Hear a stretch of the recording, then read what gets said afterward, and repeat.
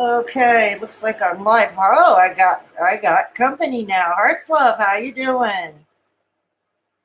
CST. Montreal is Eastern Standard Time. You're Central? Okay. I'm gonna wait a few minutes. Somebody else just finished their live or they're finishing up their live. Hopefully some from theirs will come here. We'll give it a few minutes and then I'll open with two of the pet peeves that I saw online today. This is, after all, a social commentary channel. Um, yeah, it's great. Great to see you. Great to see you. Yeah, I'm going to open with my pet peeve soon. I'm hoping a few more drop in. I've already... Supernova! Glad to see you. Has Negs finished his live? Oh, you had to say bye to Negs, too. Thank you for coming. Thank you for coming. Great. Okay, we can open. Oh, he hasn't finished. I know he said he wasn't going to go on too much longer. He said he was a bit tired, which is fine. Because I think, I mean, there might be one or two people who come here from his streams. You're one of them, Supernova. Yeah. So tonight's, Hat Chat. I thought that would be a catchy title, Hat Chat. You went shopping for your sister's birthday and you're cleaning the house. Well, happy birthday to your sister. Yeah, happy birthday to your sister. Yeah, so, I thought I'd start calling it Hat Chat. Somebody requested, a couple of people in my last live stream requested that I talk about why I wear hats, why I collect them. And I will get into that later. That person, these people are, Wraith, you're here. Cool. Great. Okay. So, Wraith, you were one of them who asked to talk about the hats. As promised, I will deliver very shortly to talk about why I collect the hats, how I became the fedora chick. Yeah, hi. It's great to see you're all making friends. All of you, right? First of all, there were two things that kind of irked me online today. Number one was in my Facebook feed, an Amber Alert that was issued in Brantford, Ontario. And there are people, you see, sometimes this is why I dislike people, This is why. A lot of these people complain that the Amber Alert came in on their notifications at an unreasonable hour. These people clogged up the 911 line to complain about the awkward hour, the inconvenient hour the Amber Alert came in. It's like, excuse us, we'll make sure this child goes missing somewhere between your hair appointment and your lunch. Yeah, exactly, Supernova. Exactly. Yeah. So that totally pissed me off. It's like, how many of these people are parents? I mean, they don't think, they're incapable of empathy, what if it's your child that went missing? I mean, of course we don't wish this kind of thing on just anybody. We do not wish this kind of thing on, I know, it's crazy. We don't wish this kind of thing on anybody, obviously, but I wonder how many who called clogged up the 911 line to complain about the inconvenient hour for the Amber Alert to come in. Our parents, how many of them? And how would these people feel if their child went missing and an Amber Alert? I would bet you anything, and any parent would. They want that Amber Alert in yesterday, And so, it's just and apparently from what I heard, somebody else was telling me on Facebook today, get this, apparently there are people who clog the 911 lines. I swear to God, they call to complain that their pizza hasn't arrived, or that the cable or the cable guy screwed up, or the cable guy never came, or it's, I mean, there's a lot of real emergencies happening. Brantford is not a large town by any stretch of the imagination. Yeah, exactly. I'm not sure how bad it is in your respective jurisdictions, all of you who are watching. Really not sure. But, it's like they're calling also, like, the Amber Alert is at an inconvenient time. The pizza didn't arrive. The cable guy screwed up. I mean, you're clogging a 911 line for that. Hey, Nicole, good to see you. So, like, so as soon as I saw this on my Facebook, and like I said, Brantford is not a large town, so I imagine there are not that many 911 dispatchers to begin with. So can you imagine all these people calling and whining because the Amber Alert came in too early? You know? Hey. So, anyways, yeah.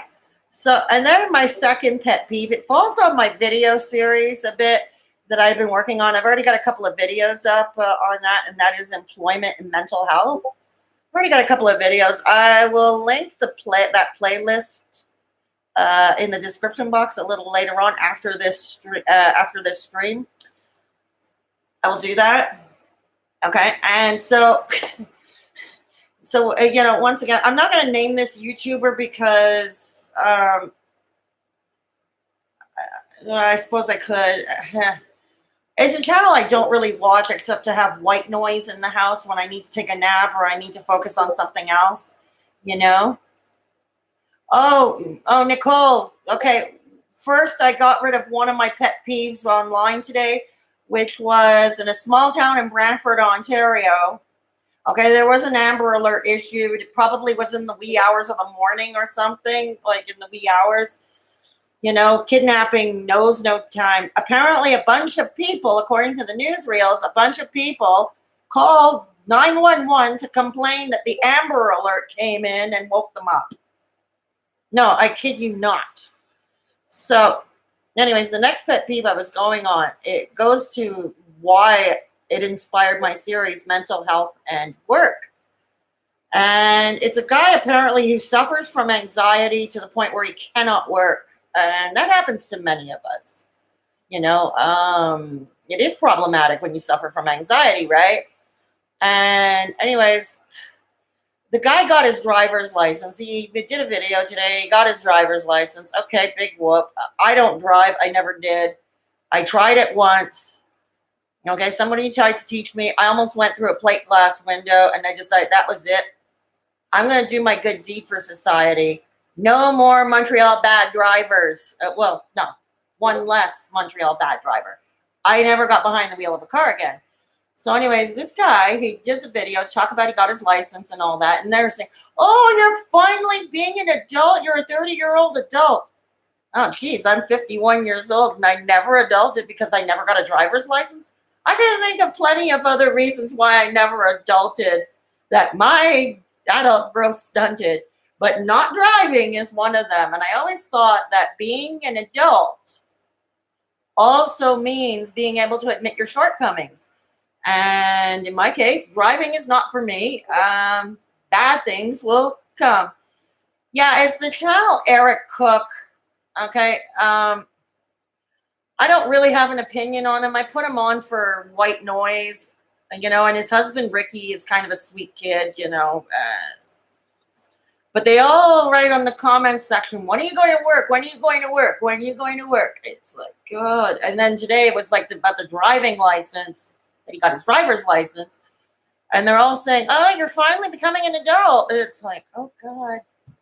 I'm 20 years older than this dude.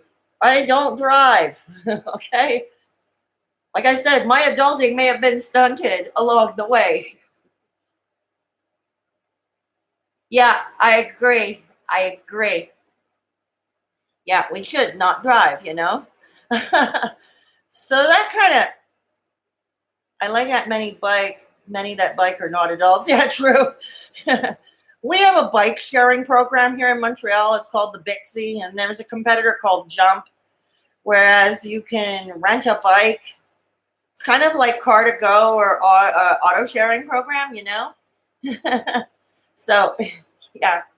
So, anyways, okay. So on to the hat chat. Rafe, are you still here? Because you wanted to hear it too. You hate driving, Nicole? Oh, you hate driving. Yeah, I'm too scared to drive. Okay, it makes me nervous. Tried it once, almost went through a plate glass window. Yeah, we rent bikes, exactly. Okay, so I think we got ourselves a quorum. We got hat chat story time, but first, we could.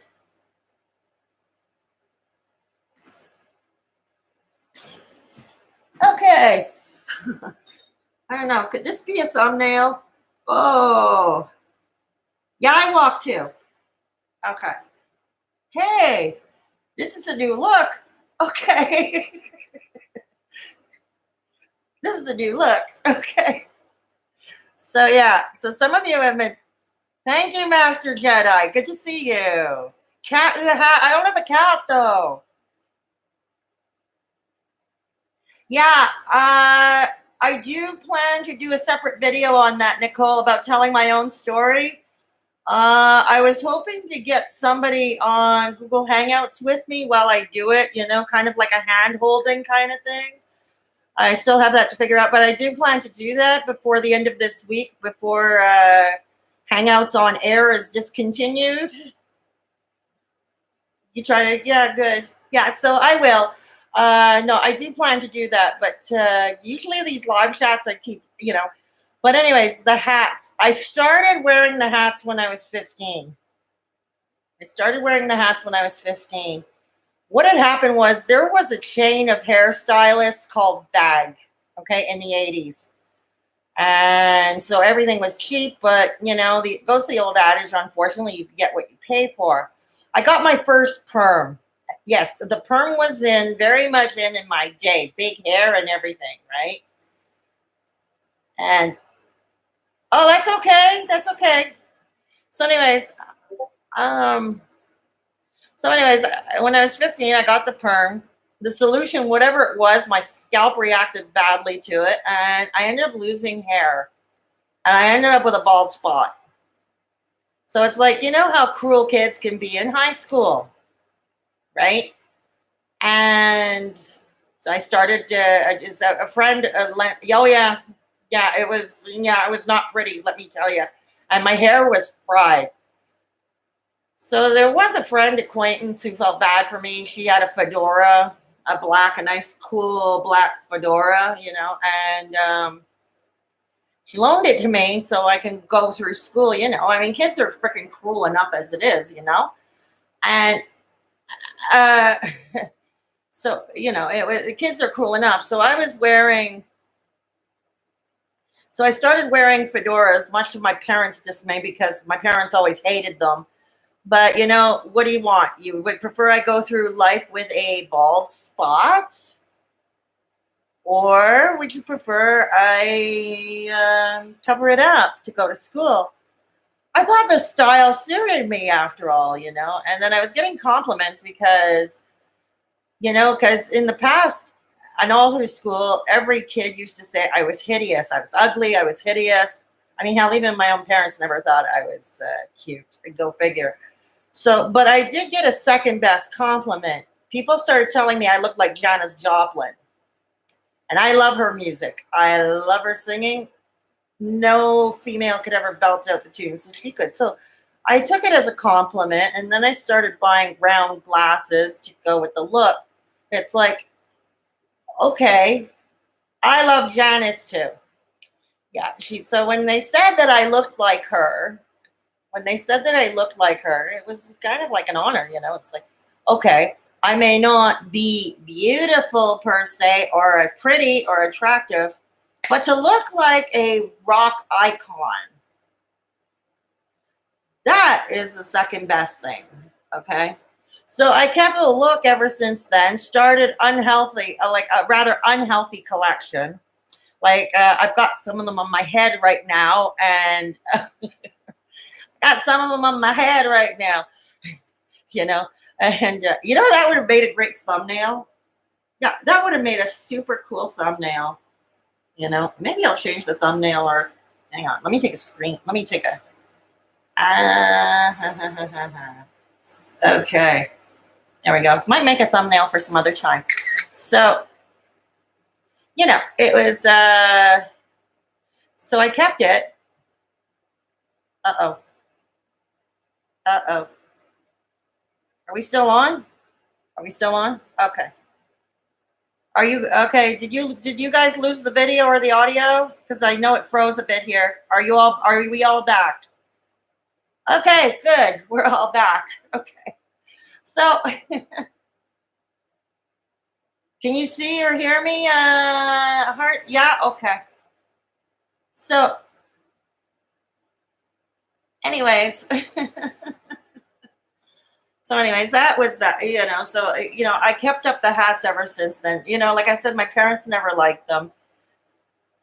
Oh, then a couple of years back, I found out from the eye doctor. It was the summer of 2014. It was just after I left work for this sick leave that led to my retirement. And I was starting to read the words funny. That's what precipitated my neurological issues. I was reading the words funny at work. I thought it was stress and my dyslexia. And my doctor had suggested, you know, to go to the eye doctor to rule out stigmatism because I'd never gotten an eye exam before, and I was in my late 40s, and so I did. Got my first pair of glasses, and it's like everybody was wearing the Alex Voss glasses from Orange is the New Black. I mean, don't get me wrong, I love Alex, the style that they gave to Alex Voss, you know, but everybody's wearing the damn horn rim, you know, everybody is wearing the same thing and everything. So I got these glasses. No, thank you. That belongs to Sheeza F. Ucker. By the by, Sheeza F. Ucker is going to be Sheeza F. Ucker is going to be rewriting, okay,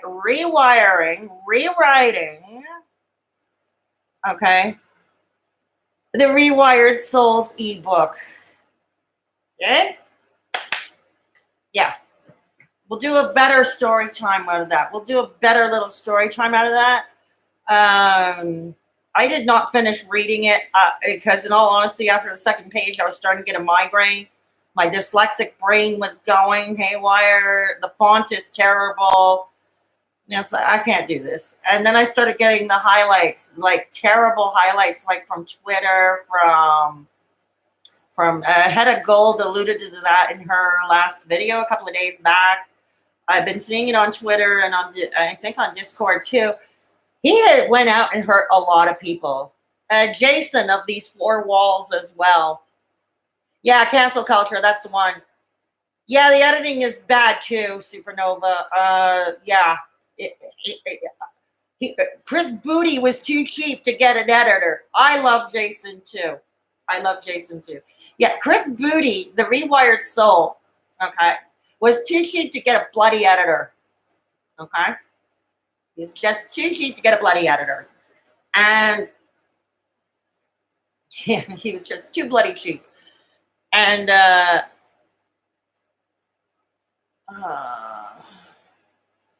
oh, you read it, Wraith. Oh. Okay, I see you're still around to tell us the tale. Oh. Yeah, but I heard that he had caused harm to a few people. One blogger from the UK, Jason, Gary from Bipolar Corner. Who else? Did he go after? Yeah, money hungry? That's an understatement, Supernova. That is an understatement.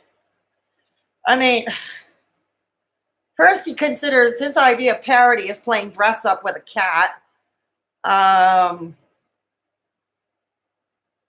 Or get a knowledgeable friend to proof it. I didn't read it though. I think so. Jason did a video on the subject. And it looks like, yeah, he did. I mean, he doesn't mention names. This is why he's clever. He didn't mention any names.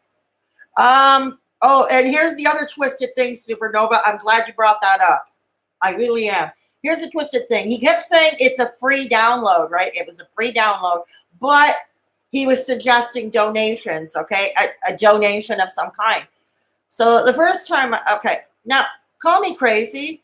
Usually, okay, call me crazy, but usually to me, a donation implies that it's voluntary, it's optional, okay? In other words, it's not mandatory, you don't have to. He says it's free with a suggested donation. Now, not the first time I've seen that from other people, you know. We're going to offer it to you for free, but might you please offer a donation? Okay. But him, it was kind of underhanded because when you click the link in his Instagram or his Twitter, and it leads you to his site, takes you to his site, and you see a bunch of rectangles with the cover, you know, cancel culture, cancel culture, cancel culture. He went after Driven as well, did he? Oh, shit. I don't know elimination. I know Leafy. I think Leafostara, right? Yeah. Plus, there was a blogger from the UK. She's not a YouTuber. She calls herself Steph. No, don't donate, Supernova. No. Okay, so anyways, when I clicked on the page and I clicked on one of the rectangles, I got a freaking PayPal page. It's like, what?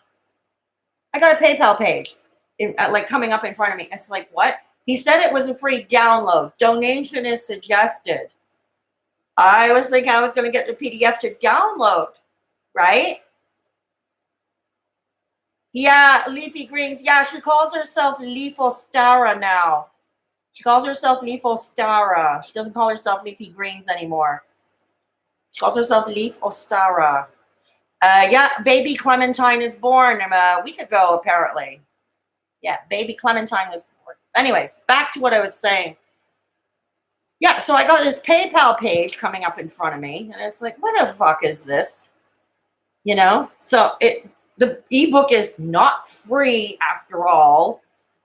And then somebody messaged me on Twitter. I think somebody messaged me on Twitter and said, no, it's free. They told me which rectangle to click on.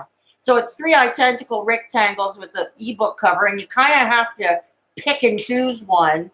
Kind of like game shows, like that shell game, you know, those shell games? Kind of like that. So you click one, door number 1, you get the PayPal page. Okay, click door number 2, it's a higher donation with some other perk. And door number 3, it's the free one, something like that. I wonder if you could use that info to try to pitch a second book to a publisher, but that's sleazy. Well, he's proven to be sleazy. He's proven to be sleazy. I wouldn't put it past him. I would not put it past him. Oh my goodness.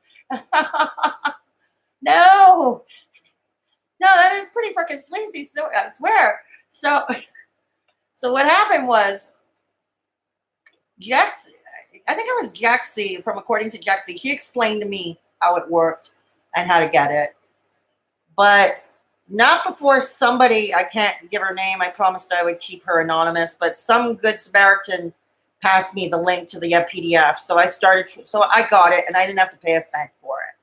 So I started reading it. And it's like, oh God, no. It's giving me a headache. I can't really see it. I already need a new prescription on my glasses. Yeah, it's very sleazy indeed, Supernova.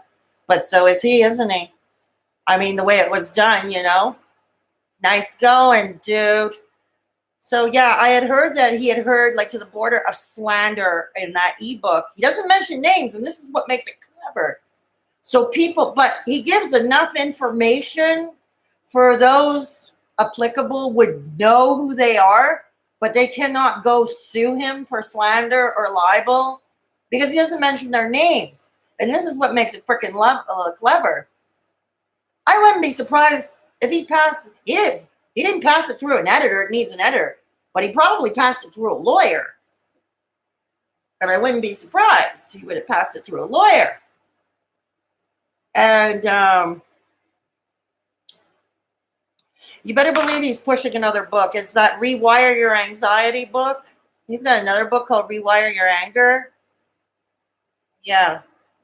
You better believe he's using it to You better believe he's using it to publish other crap. You better believe it, to push his other crap. He's talking about people, but he's the one who made the whole situation. I know he did. He made the situation. He did it with Jason. He did it with Gary at Bipolar Corner.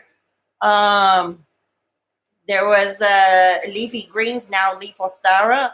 There's that girl, I think her name is Steph, that from the UK. She's a blogger. She's not a YouTuber. She's a blogger from the UK. Who else? Oh, God. There was Jason from These Four Walls. And I'm sure the list is climbing. So that's the drivel. And as Jason calls it, Jason had the misfortune of reading it all. When so many don't like you, the problem is you, not them. Exactly. I mean, there are reasons to not like Chris Bougie. There are tons of them. And I've done enough videos telling why. And I shouldn't do another video on him, but I might do a Sheeza F. Ucker Rewires Cancelled Culture. She kind of rewrites it in a way, she kind of rewrites it in a way. But we're talking about a dude, who plays dress up with cats to get his point across. And he uses his own. Yeah, she would be funny. She's a F. Ucker Ross. She is funny. I'm going to try and get that out tomorrow, and I'm going to keep it a short one, too. Probably no more than about 5-10 minutes tops, because I'm working on the heavy project this week as well. I'm doing my voiceover for, I think I'm going to divide that one into 3 parts. Another one that I'm doing, that's the Growing Up with Learning Disabilities video, my Growing Up. I'm dividing that into 2 or 3 parts, and I'm going Tuesday to my ex's to do my voiceover, to record my voiceover, and he's going to edit my sound. So that was very generous of him. But yeah, but tomorrow I plan to upload Sheeza F. Ucker Rewires Cancelled Culture. Yeah, I try to be busy, I try to be busy. Times are difficult these days, so, times are difficult. I didn't know I was going to be strapped with a $900 tax bill from my province. Still working that out, and then still don't know how that happened, but yeah. So kind of money's an issue too. I would have loved to have bought more equipment this time around, but more equipment and stuff, but go figure. You work with what you have, right? Yep, it's difficult. Can be difficult. Yeah. So, yeah, there is that. But tomorrow we'll have I'm going to trot out Sheeza F. Ucker tomorrow. She's going to do story time. She's going to play the mean library lady. Yeah, she's going to play the mean library lady. And, yeah, she's going to play the mean library lady. And, yeah. So, do you know that people still wonder if I still have my bald spot? I know I'm switching topics very quickly. I know. Holy shit. CNN, a 16-year-old just won $16 million in some Fortnite thing. Jesus, nice work if you can get it. Huh. Jesus. You see, the problem is I get news pages like CNN. I know I'm in Canada. I should be paying more attention to Canadian news pages. But I get CNN too. CNN just flashed in my face. Yeah, playing for a 16-year-old is now a millionaire for playing Fortnite.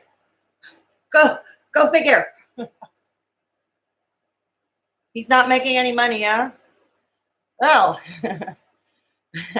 I wondered that if you had the spot and realized that it was a dumb question. No, I don't have the spot anymore. The hair did grow back, fortunately, but the hat's stuck with me. I always felt that a hat added to an outfit. Okay, it can be the drabbiest of outfits, like an old t-shirt and a pair of sweats or a hoodie, And a hat would sort of enhance it somewhat. That might be my own delusional thinking. Oh, Supernova, you might want to rethink that. You don't want your kid to make you go broke either, if it doesn't work out. But yeah, so no, the bald spot is not there anymore. However, I can't dye my hair anymore for the next while because I ended up with a skin condition. So I can't dye my hair anymore. So hair covers up the white hair. Hats were very popular back. LOL. He's studying photography and game design too. Ah, cool, cool, cool. Well, that's great, Supernova. Fortnite is the new entertainment. My boyfriend loves hats now for his bald spot. Yeah, I know. My ex too, because my ex has a bald spot as well. And he always, like, especially in the summertime, he never leaves the house without a hat. Never. You want a hat now too, Supernova? Am I starting a trend? Am I starting a trend? Hang on, we're going to do a little typing ASMR because I want to wake people up on Facebook, let them know I'm live. I'm live now. Oh. I'm live now. Okay, hang on. Okay.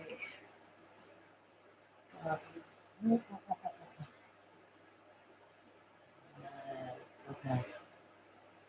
Hang on. Okay.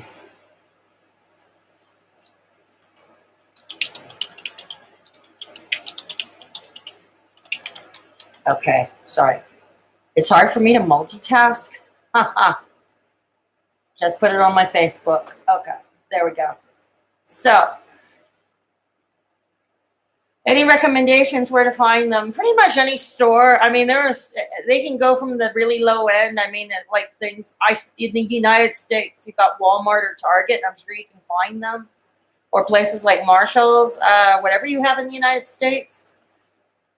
We have Walmart here, but we don't have Target anymore. Target was kind of a disaster here in Canada. Target was kind of a disaster here in Canada. But, and it only lasted about, 13 months here?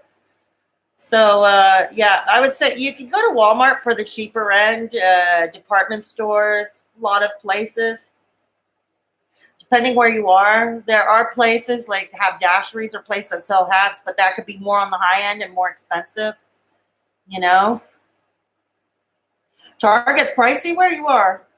Yeah, we found Target over here in Canada a little bit more expensive than we would have liked. We used to have a Canadian department store called Zellers, okay? And that was kind of like a Walmart, like a Target, you know, kind of like supposedly discount big box department store. And Zellers ended up closing its doors. It was owned by the Hudson's Bay Company. And it closed Zellers. They closed all of Zellers' doors. And the Target people bought up some of the leases, not all of them. So the leases they didn't take, some of them went to Walmart. But the leases that Target did take, like I said, there were issues, like overpriced. They had no plus-sized options. The selection was terrible. And you'd see shelves, okay? You'd see racks and you would see shelves that were consistently empty. Thrift shops, too, you can find a hat, sure. But you got to make sure the thrift store is clean, you know, because you don't want to get head lice. Yeah, you don't want to get head lice. So you got to make sure it's clean, right? But yeah, thrift shop would be absolutely great. Like this one, the purple one, okay, that I have here. It's so retro, isn't it? It's so 1960s. And there was a pop-up of 10 vendors selling vintage stuff. They were selling some vintage stuff. So I went in and I saw the purple hat because I like the color purple, you know. And I always wanted a purple hat. Oh, thank you. Yeah, it's nice and retro. So I always wanted a purple hat, right? And I saw it. We have good shops here that have good clothes, and it's a thrift shop. Looks fancy shop, but not expensive. Oh, cool. Cool. Yeah, try that. You might be able to find a hat, you know. I mean, that's the thing about thrift shops. You kind of got to check regularly because, you know, stock comes and goes. I I've heard that purple is the color of royalty. I have actually heard that. Yeah, somebody said senatorial purple once. He was wearing a purple shirt in a picture. The purple, similar shade to this hat, actually. And somebody called him a senator. Yeah, somebody told him he was a senator. I don't know. So, yeah, so so that's the hat thing, So my collection borders on the unhealthy, as you all know.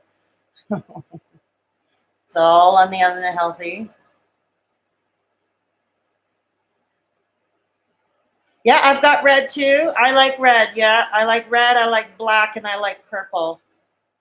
I like red, black, and purple for my clothes. I don't know, black. I'm more comfortable wearing like a black t-shirt. Way more comfortable wearing a black t-shirt. Yes, I know. It is fun. It is fun.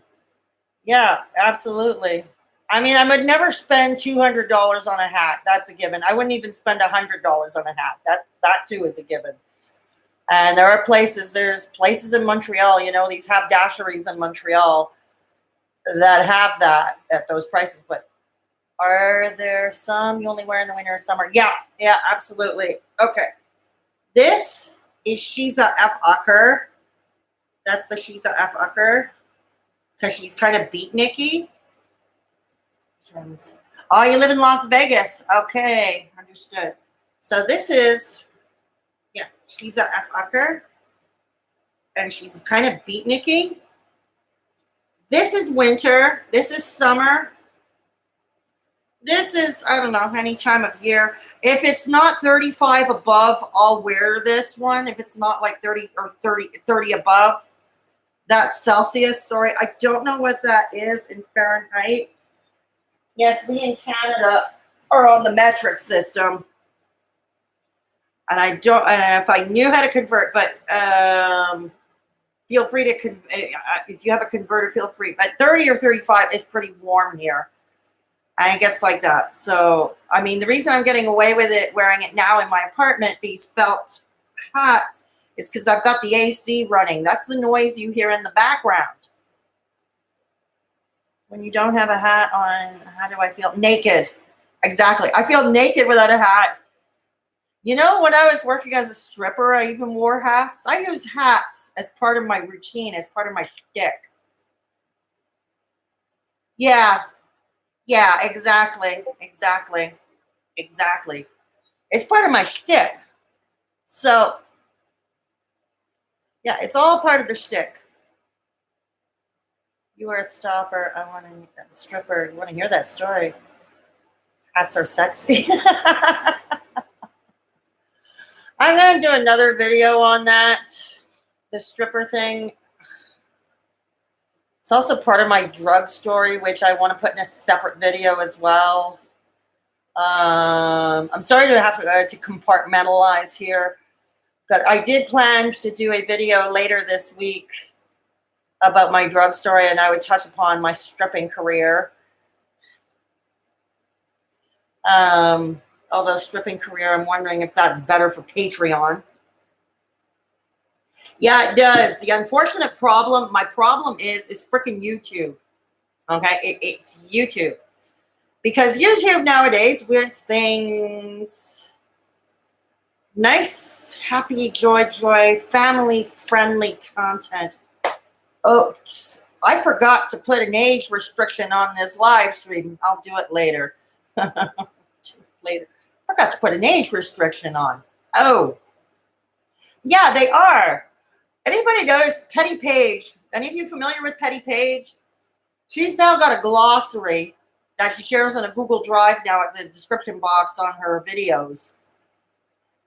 Yeah, she now has a glossary because she uses code words for words that YouTube doesn't like that could demonetize her if she uses. She has code words. And in a Google Drive link in the description box of her videos, she has a code. She has a whole new vocabulary to get around that. I've heard that Nosy Housefrau also started a Patreon because she's being demonetized. But the other thing is, I also know, and I think we touched upon this in a previous live stream. I think YouTube really is cracking down on the drama channels, the reaction channels. They are really cracking down on them. Yeah, she is smart, Petty Page. Oh yeah. You know, once in a while, if I want to indulge that guilty pleasure, and watch a drama channel, I definitely tune into Petty Page. Her and the other one I watch, though he's a little less dramatic, but more. Anybody familiar with a young British lad called the Right? He calls himself the Right Opinion. Siren Coven. Oh, she's on Twitch. I didn't know. Yeah, I knew she was a former stripper. I knew. I don't know Swoop. I do not know Swoop. Okay, you don't know the Right Opinion. Okay. So, the Right Opinion. Yeah, he's a British lad. He does commentary. It's all voiceover videos. And there's some elaborate editing. He's got professional editors that edit his videos. And they do quite the masterful job, actually. Well choreographed through his talking points. But yeah, that's what I watch, basically. And I also like the nosy housefrau. She's one of those women you would least expect to have a drama channel. Swoop has fun videos and edits, and is a musician, has won awards. Is that the name of the channel? It's simply called Swoop. Is that the name of the channel? I'm gonna definitely check that out. I am definitely going to check that out. Yes. Hang on. Ugh, what is going on? Hang on. This mic buffer for a second. Okay. All right. New notification. So anyways. Yes, Nosy, she's cool. Carrie, that's her name, Carrie. Yeah, she's cool. She's the one you would least expect to have a drama channel, but she pulls it off quite well. You know, she pulls it off quite well. She has this very calm demeanor about her. Very, very calm demeanor, which makes her credible. But I like Petty Page's sense of humor, and she has a bit of a flamboyant personality. Really like that. Yeah, I really like that about her. What other drama channels do you like to indulge when you feel like indulging in your guilty pleasure? What do you like to watch? What do you all like to watch? If you were watching a drama channel. Viewer's choice, Karina and Rich Lux. I don't know Karina and Rich Lux, but I do know Viewer's Voice. Viewer's Voice, that's Nick Snyder, right? Viewer's Voice, that's Nick Snyder. Dustin Daly, I know. Lovely T, I don't know. Yeah. Dustin Daly. Yeah, the Viewer's Voice is Nick Snyder, I think. And I think Dustin Daly is simply called Dustin Daly. Yeah. Yeah, exactly. So yeah, every time we want to indulge, that's in a guilty pleasure. Those are the places to go. Hey. So, how was all your weekends? How was your weekend? Everybody have a nice weekend? You know what? Anybody who goes to, you didn't have a good weekend, Wraith? I'm sorry. Sorry to hear. Hot and invaded by grasshoppers. Oh, that's not good. I've had to cut back on my YouTube time. Good weekend. Okay, no, it's summertime. I understand. People go out. People have to go out and play. People have to go out and play. I understand that. Ooh, what's my computer doing? Hang on. So, I had to cut back. Ah, yes. So it was, I went shopping yesterday. Yes, me too. I get down to a lot of cause. Kids want to go places and grasshoppers attack me too. I'm learning how to make thumbnails for yet shops for sister's birthday. Ah, that's okay. That's okay. That's okay. At least you tried. We all made it here, and this is cool. Yeah. Wonder where is everybody tonight? Where is everybody? Thumbnails for YouTube. Do you have a channel? Do you have a channel? Oh. Yeah, where is everybody tonight? I didn't know. For real talk, okay. Yeah. It's because I smoke and I try to type and they may be doing summer stuff. Okay, that can happen. That can happen. I get days where I can't type either to save my own skin. You know, I sometimes have to, because lately I'm finding motivation to be difficult and focusing quite difficult.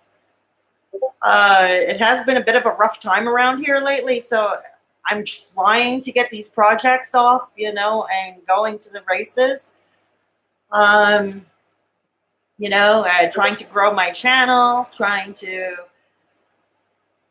I'm trying to type on an iPad. I'm not used to it. No, I never got used to typing on a phone or a tablet like an iPad. Never, never, never. No. So yeah, it's been a bit difficult to focus on stuff lately. I am not outside because I am not in the mood to fight the heat, and it's understandable. So much to do in life and so little time. Lack of motivation is hard for me too. Yeah, it is, and I'm going through that, because like I've been trying to write up the script for all 2 or 3 parts of my story time about growing up with learning disabilities. And now, since my ex has made an appointment for me to go over to his place on Tuesday to record it, means CK, Straight Talking Fedora Chick here, has to spend most of the day tomorrow typing it up and getting it out. Yeah. So, yeah, it is pretty hot around here. We had the record-breaking heat waves last year. Now, that was bad, the record-breaking heat waves. That was, like, totally, totally terrible. Absolutely. But it's always, like, super hot here, and it's funny. A lot of people still to this day, there are some people who think that we in Canada, all of us in Canada, it snows all year round. There are people who still think to this day that it snows all year round here in Canada. No, my ex is going to be recording it. My ex used to be a tech producer for a radio station. He was a tech producer in radio for 30 years. So he has some basic editing equipment in his apartment. So I'm going to go over there and I'm going to record it. I'm going to record the voiceovers because the videos of my childhood are going to be voiceovers with visuals. So I'm recording the voiceover and then he's going to edit it for me, package it all nice and neat and tidy, and tie it up with a bow. And tie it up with a bow. Jeez, where is everybody tonight? But no, I have to type it myself. I have to write the scripts and type it myself. But have no heart. I think everybody can use a little fun a little satire with Sheeza F. Ucker tomorrow. Rewiring cancel culture. Yeah, it is exciting. It's just hard to be motivated. No, it's going to be on YouTube. It's going to be a video. It's going to be on YouTube. I may do a comprehensive, longer one for a Patreon, but for a Patreon account, I kind of have to keep this one, the language, YouTube friendly. Do you know? Hi, Jenny. Great to see you. Great to see you, Jenny. Hey, I appreciate it whenever you all stop by. So yeah, no, it's not being published as a written story. It's going to be videos. Like I said, I have to do the YouTube friendly version now. But I was thinking about doing an actual version for Patreon. I wouldn't charge too much for it. I really wouldn't like ask for too much for it. It's just I might like to have the full comprehensive one. I need somewhere out of YouTube's demands for family friendly language. Yeah, yeah, yeah. I think it will be. At least I hope so. I gotta say, I did a voiceover video not long ago. Some of you may have seen it. I uploaded that. Oh, when I uploaded that on Wednesday, I think it was last Wednesday. Yeah, it was a review of the new Mr. Rogers movie trailer. Tom Hanks is playing Mr. Rogers. It's called "It's a Beautiful Day in the Neighborhood," and the trailer came out. Oh God, late last week, and I did a review of the trailer, and it's uploaded to my channel a couple of days ago. I swear to God, I never thought a movie trailer could make me cry. Seriously. Yeah. Yeah. Oh, thank you. Thank you. Yeah, last Wednesday. That's when it was uploaded. And uh yeah, I did because it wasn't that hard to do and it wasn't as major a project. Voiceover videos are a lot harder to edit than, let's say, me talking to the webcam. Because the voiceover, I mean, it took me a while to learn how to do voiceovers. Like, it took me a while to figure out the best strategy for that is to record your voiceover. That's the first thing. Record your voiceover. It's the first thing you put on the timeline in your editing software. And then you listen to it, you play it, and then you drop your images or your video clips at pertinent places, at pertinent spots, depending on what you're talking about, right? And you're getting a buffer. Oh, I'm so sorry, Jenny. Is anybody else getting a buffer? Is anybody else having trouble with the sound or with the picture? You are not good at being in front of the camera. Yeah, a lot of people are. Okay, right. Good info. I'm fine. All right. Is anybody else having the same issues as Jenny? No buffer? No buffer. Okay. Oh, Jenny, I'm so sorry. Okay, well, if you can, you're welcome back if you fix it. You're welcome anytime you can. You want. So anyways, I did the Mr. Rogers video and never had a trailer made me cry. Never, never, never, never, never. Ever. And Tom Hanks pulls it off. But, I think in a lot of respects, it taught more important lessons than Sesame Street. Mr. Rogers taught. I mean, I'm not saying Sesame Street's lessons were not important for children, but the thing is, it was different. Like, Sesame Street is basically a school prep to prep kids for school, with the letters of the alphabet, the food groups, don't litter, be courteous, all of that lovely stuff. But Mr. Rogers really he taught life lessons. He tackled many an adult topic that kids often get in the middle of crossfires with, like divorce. Yeah, exactly. It was moral and emotional. Like Mr. Rogers knew, like unlike Sesame Street, which the sets even from back in those days was quite elaborate. Yeah, he talked about that too. And so anyways, like the Sesame Street sets were elaborate and there were multiple sets, multiple frames, multiple sets. Mr. Rogers, the set was simple. And it never changed over the 4 decades. Time stood still in there. It never changed. The cardigans and the sneakers never changed. The puppets never changed. They didn't have to. That was the thing. Because anything elaborate or fancy probably would have distracted from the message, right? Oh, hang on.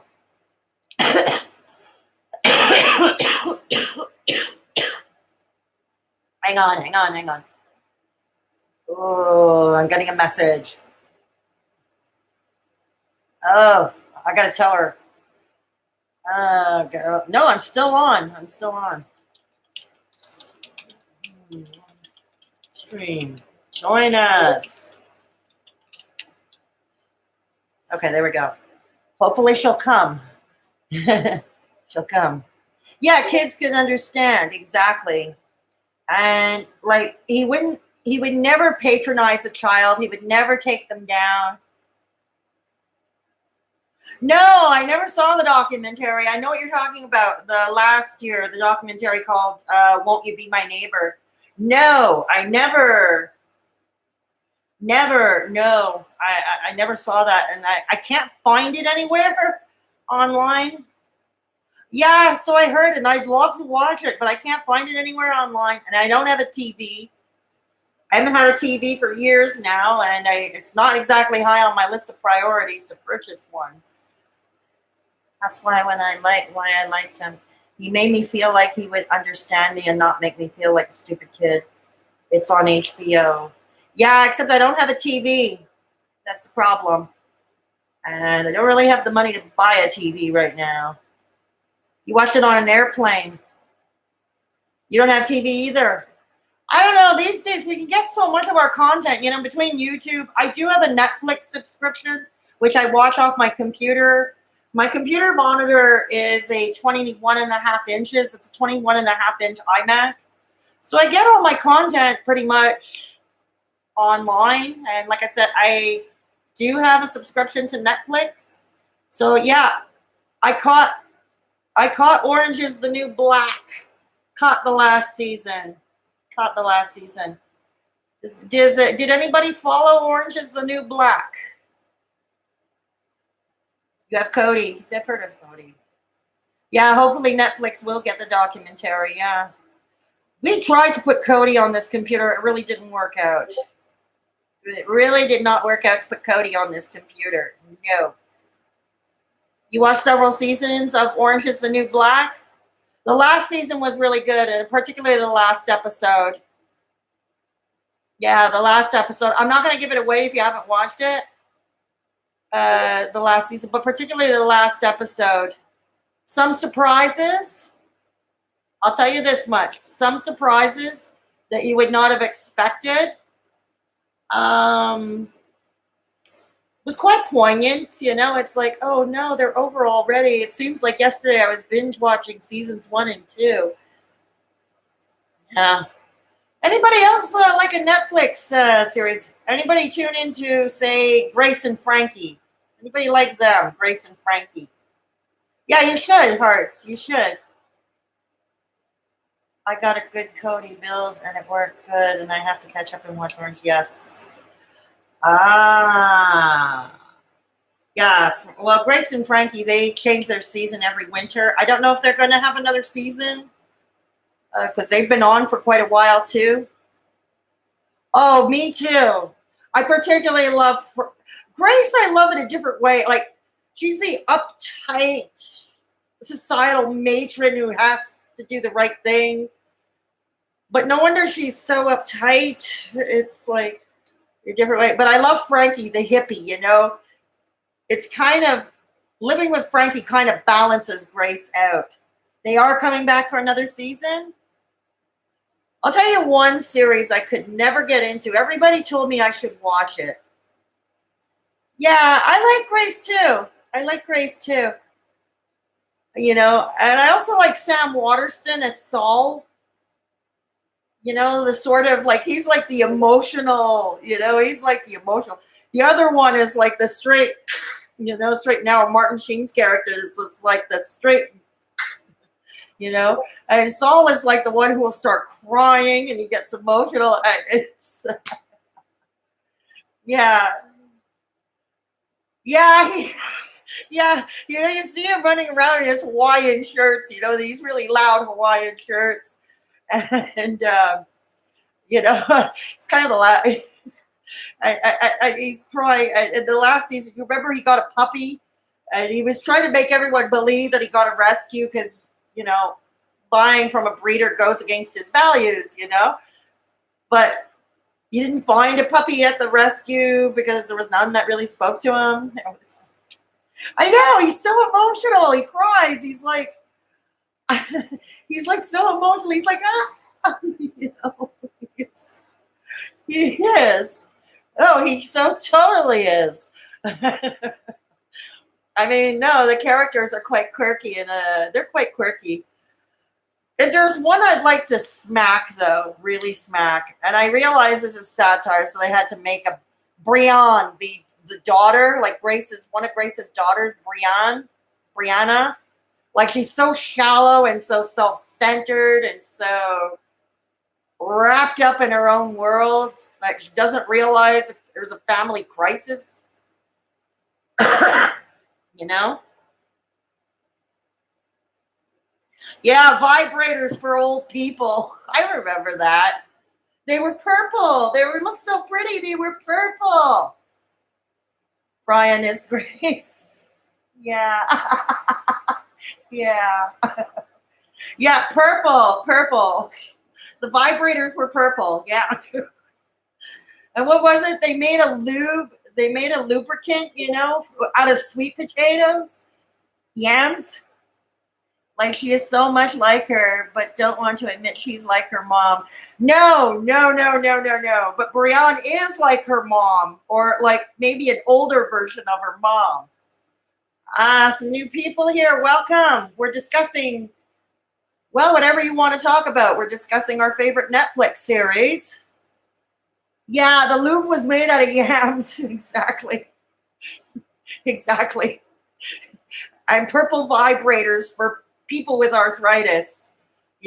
For people with arthritis. That was their little business going, But I love Frankie, She's a 70-year-old woman with the long hair and the chunky jewelry and the BOGO clothing. And more often than not, you'd see her in coveralls or a Pink Floyd t-shirt, I mean, she thought of herself as an artist, but the paintings were pretty bad. But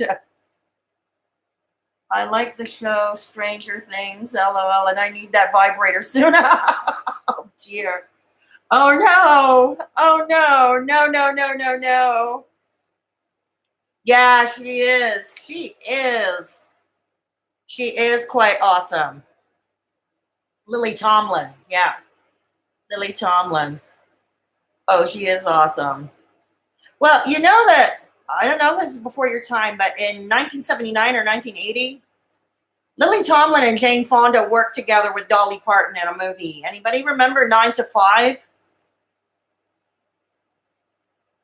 Yeah, Yam Lube, yeah. But anybody remember that movie 9 to 5 in the early 80s, late 70s? Lily Tomlin and Jane Fonda worked together along with Dolly Parton. Oh, your friend's a movie buff. Yeah, that was kind of like a battle of the sexes kind of movie. I mean, it was the first time we were seeing working women were becoming more of the societal norm. Hi, Natasha. Folks, meet Natasha. She and I go way back. So let's make her feel welcome. Natasha, we're talking about the movie 9 to 5. I don't know if you remember it or saw it. It would have been before your time. Well, we're talking Netflix. We're talking movies. We talked hats. We talked Grace and Frankie. Orange is the New Black. We talked about a few YouTube drama channels we all like to tune into for our guilty pleasure. We talked about my project, my upcoming, we talked about my upcoming project, about my childhood. And we talked about my beatnik alter ego, Sheeza F. Ucker. And we talked, and I showed them my hat collection. You know what? I'm going to put the outfit on again because Natasha's never seen the outfit. She's never seen the outfit. Don't? Yeah. Okay. So you see? All right. Okay. Here we are. Okay. You sent me a pic of grasshoppers.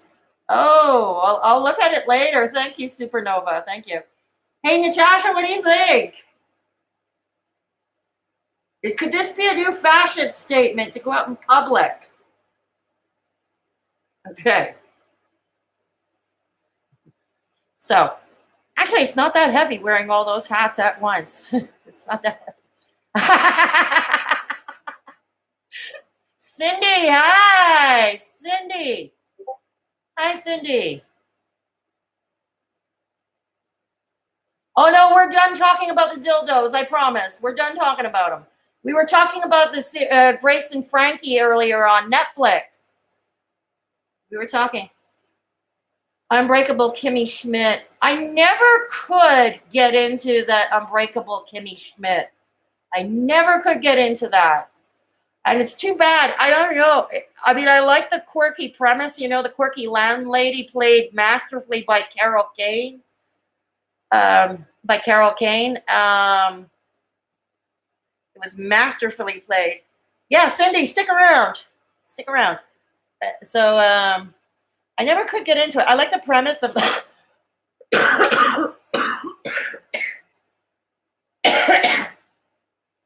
of the quirky landlady and the girl who was locked up in a cult her entire life, and then boom thrown. She's made to live smack in the middle of New York City, and she's thrown to share an apartment with a struggling gay actor. It went downhill, huh? It went downhill. Huh. Oh, boy. Yeah, I never could get into it. I watched the first two. I didn't even watch the full second season of Unbreakable Kimmy Schmidt. I never watched. No, I couldn't do it.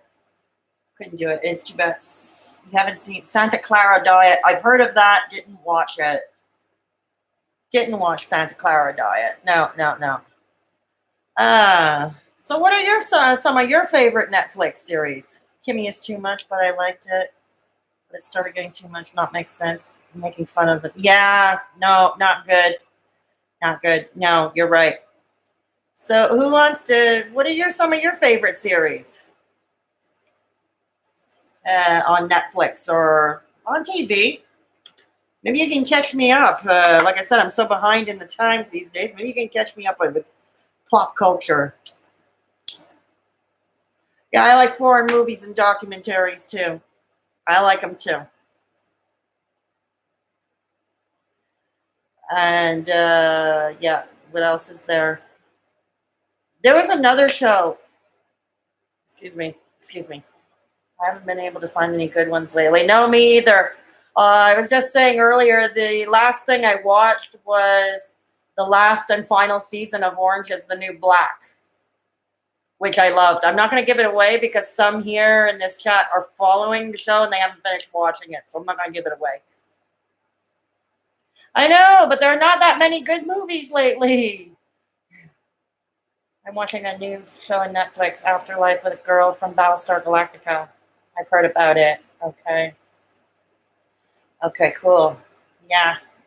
Well, oh, Cindy, we were also talked about the new trailer for the new Mr. Rogers biopic that's coming out in the fall.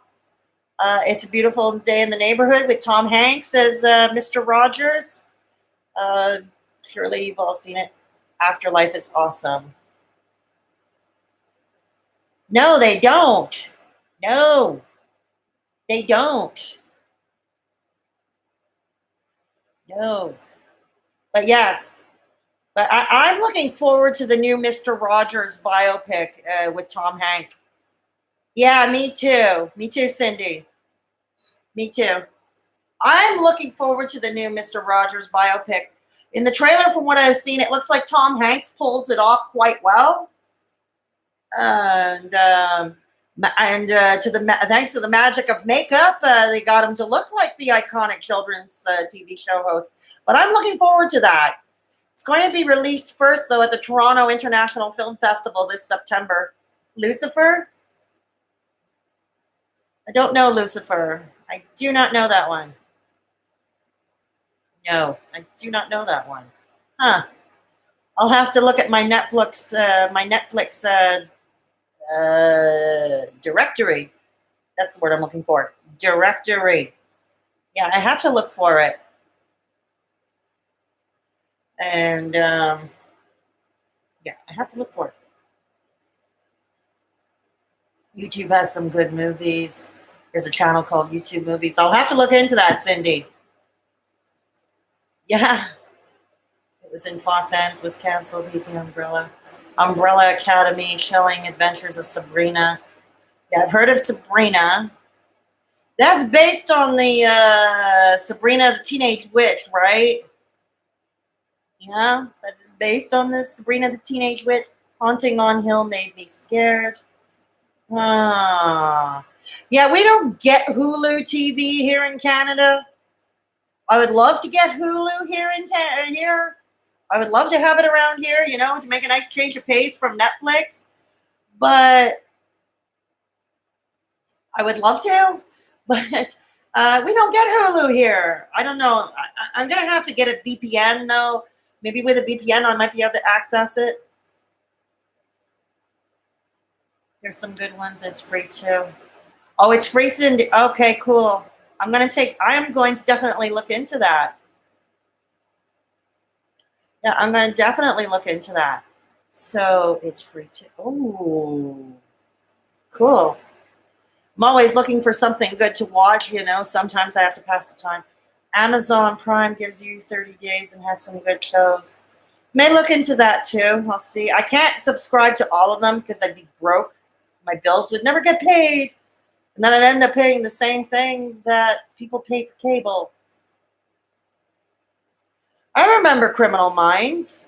My ex used to watch it all the time. My ex loved Criminal Minds. Yeah, money is kind of an issue around here these days. So, yeah.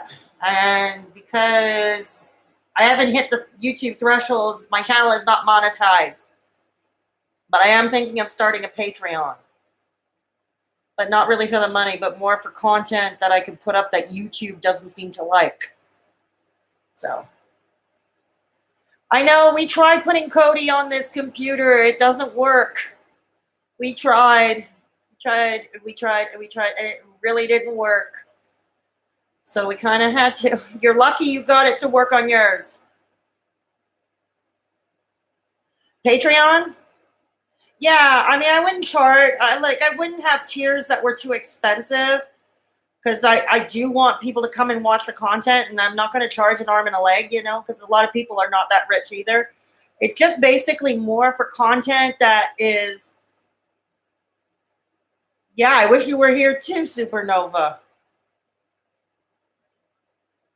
I never really read Stephen King books. Never really read Stephen King books at all. No. Oh, never really. And no, I never really read. Duma Jets gave me nightmares. Message retracted. Okay. Yeah. So no, I wish you were here to have Cody, but I don't have it. But I will check up the YouTube movie, Cindy.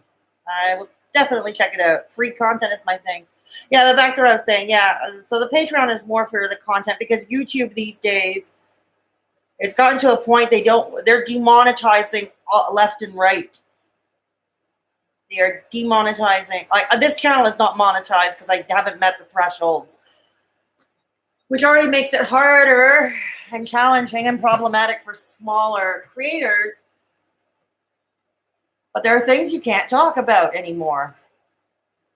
Yes, YouTube is definitely a trip. Just when you think you've figured out the algorithm, it goes ahead and changes all over again. So,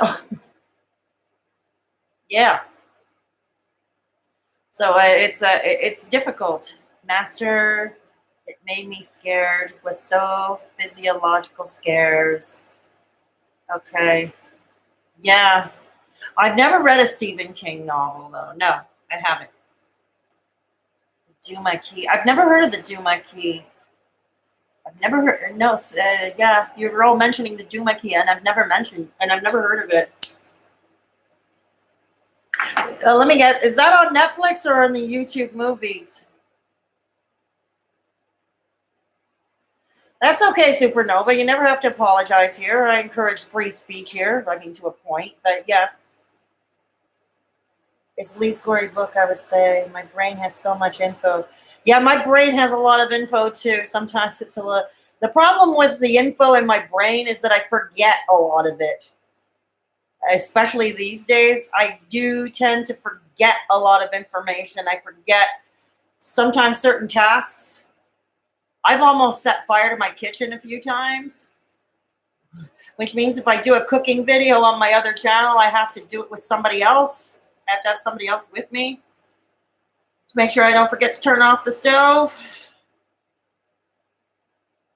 Yeah. Yeah, it has happened. It has happened. Um, yeah, I try to be careful. Well, mornings are particularly rough for me for my condition. Mornings are particularly rough, so I try not to do anything that requires too much thought or memory or cognitive reasoning in the morning. You know, I mean, a lot of people with the condition, they tend to sundown in the evening. Me, I sundown in the morning. I sundown at sun up. Go figure. I do things differently. I know they should make a stove that turns off. I mean, they make ovens that turn off. They make ovens that turn off. Why don't they make a stove that turns itself off automatically? Yeah.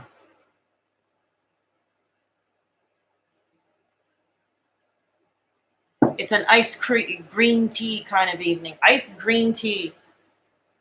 I'm doing like those in the UK. I'm not spilling the tea. I'm drinking it.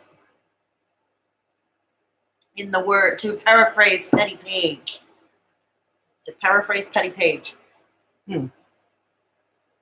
Yeah, it is good. It's refreshing. It's refreshing. It's because, I don't know, lately I've had it.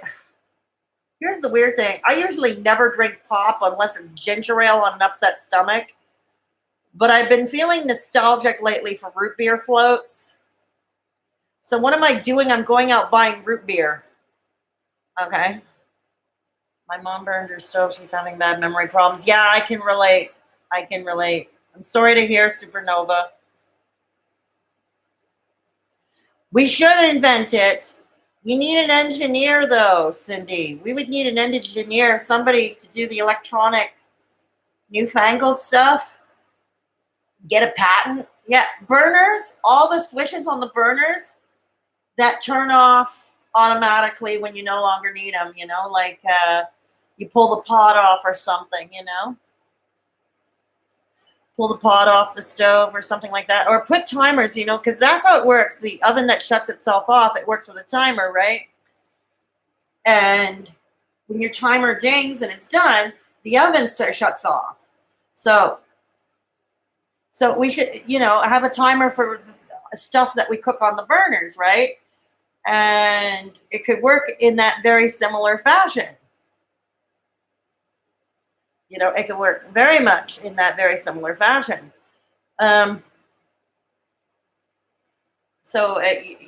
we should. Somebody needs to invent it. Somebody needs to invent it. Then get a patent for it. And we'll probably become instant millionaires. Yeah, I do have a microwave. No, don't worry about that. I do have a microwave. I don't really feel much like cooking in the summer because the AC doesn't go as far as the kitchen. Oh, a game show. Which one? I'm remembering the old game shows. You see, my long-term memory from long ago is on. It's my short-term memory that's a short to mid-term memory that sucks. Okay, I'm going to have to run for the grasshoppers. Okay, Supernova, thanks for... Oh, God, I don't envy you. Okay. All right, thanks for stopping by, Supernova. It was great having you, and I hope you do come back. So, or if you change your mind and choose to put off catching grasshoppers, you're welcome to stay. You're also welcome to stay. So, okay. Yes, take care, Supernova. And I will catch you around because we tend to stalk each other on similar other live streams. That we do. So, what else is happening? What else is happening? So, anybody have a busy week coming up? Anybody on vacation? You got to go too, Cindy? I'm sorry. Well, thanks for stopping by, Cindy. I'll try to be back fast if you're still on. If not, hugs. Thank you. Wish I had fun. Wish me luck. Good luck, Supernova. Good luck. Bye, Cindy. Thanks for stopping by. I hope you stop by again. Cindy. Okay. Yeah, no problem, Cindy. I'm leaving up the live stream. I'm not taking it down. I'm leaving it up. So, yeah, you can watch it anytime you want. I keep pretty much all the live streams. Pretty much. Okay. Yeah. So, anyways, so that leaves hearts. You and me, hearts. Oh, thank you, Cindy. You take care of you too, and thank you so much. And yeah, talk to you soon, definitely. Feel free to stop by. I live stream every Thursday and Sunday evenings. I go on live, plus my uploads and during the week, whatever they may be. Sometimes it's heavy subject material, and sometimes it's funny, depending how I'm feeling. Yay. So, anyways, yeah. So, anyways, where was I? I guess it's just us now. Okay.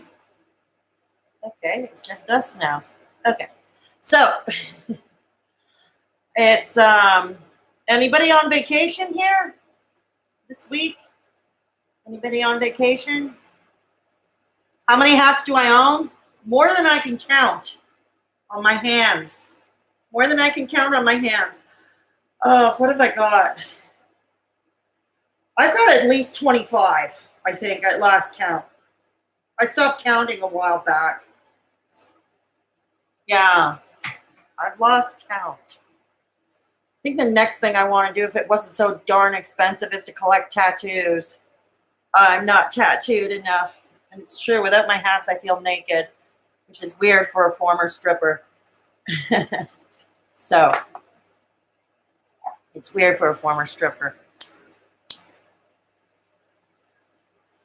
Gosh, I forgot to age restrict this video. Okay, so that is a lot. Does it matter if it's a... No, I wear men's hats too. Absolutely not. I also wear men's sneakers because your girl here wears a size 11 shoe. Your girl here wears a size 11 shoe. So sometimes I wear dude sneakers too. Yeah. Normal. What's normal? Negative reactions. He had his live stream just before I went on for mine. And I asked him, what's normal? What the heck is normal? I don't know what that is. I don't know the meaning of the word. A size 11 is hard. Size 11 ladies is hard to find. And QQs. And the other bad thing is I can't wear heels. Well, I'm tall enough anyway. I'm 5'8". But I can't wear heels because my knees buckle. My left knee is pretty bad. I dinged it in a spinning accident about a decade ago.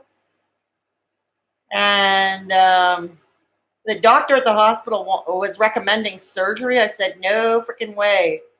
I have never seen one person come out of knee surgery improve. Never. My father had to have cartilage removed twice from his knee. And it was never the same again. But I've seen others too, I just heard about Negs. What kind of content does he have? I have issues with heels being heavy, but no knee surgery is risky.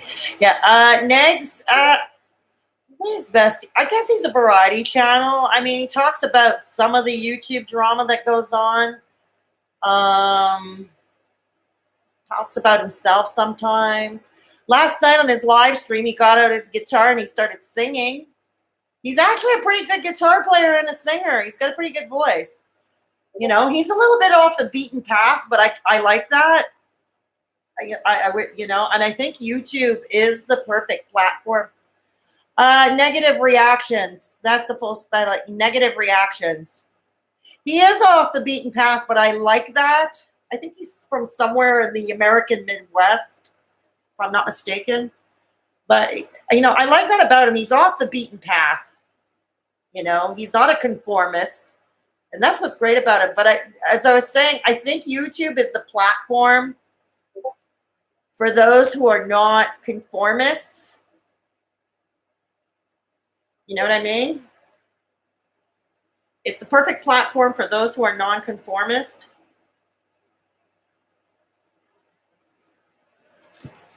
So, yeah, it's the perfect platform.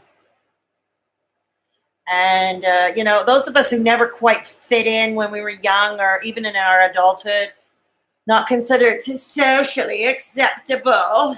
Oh, no, no, no, no.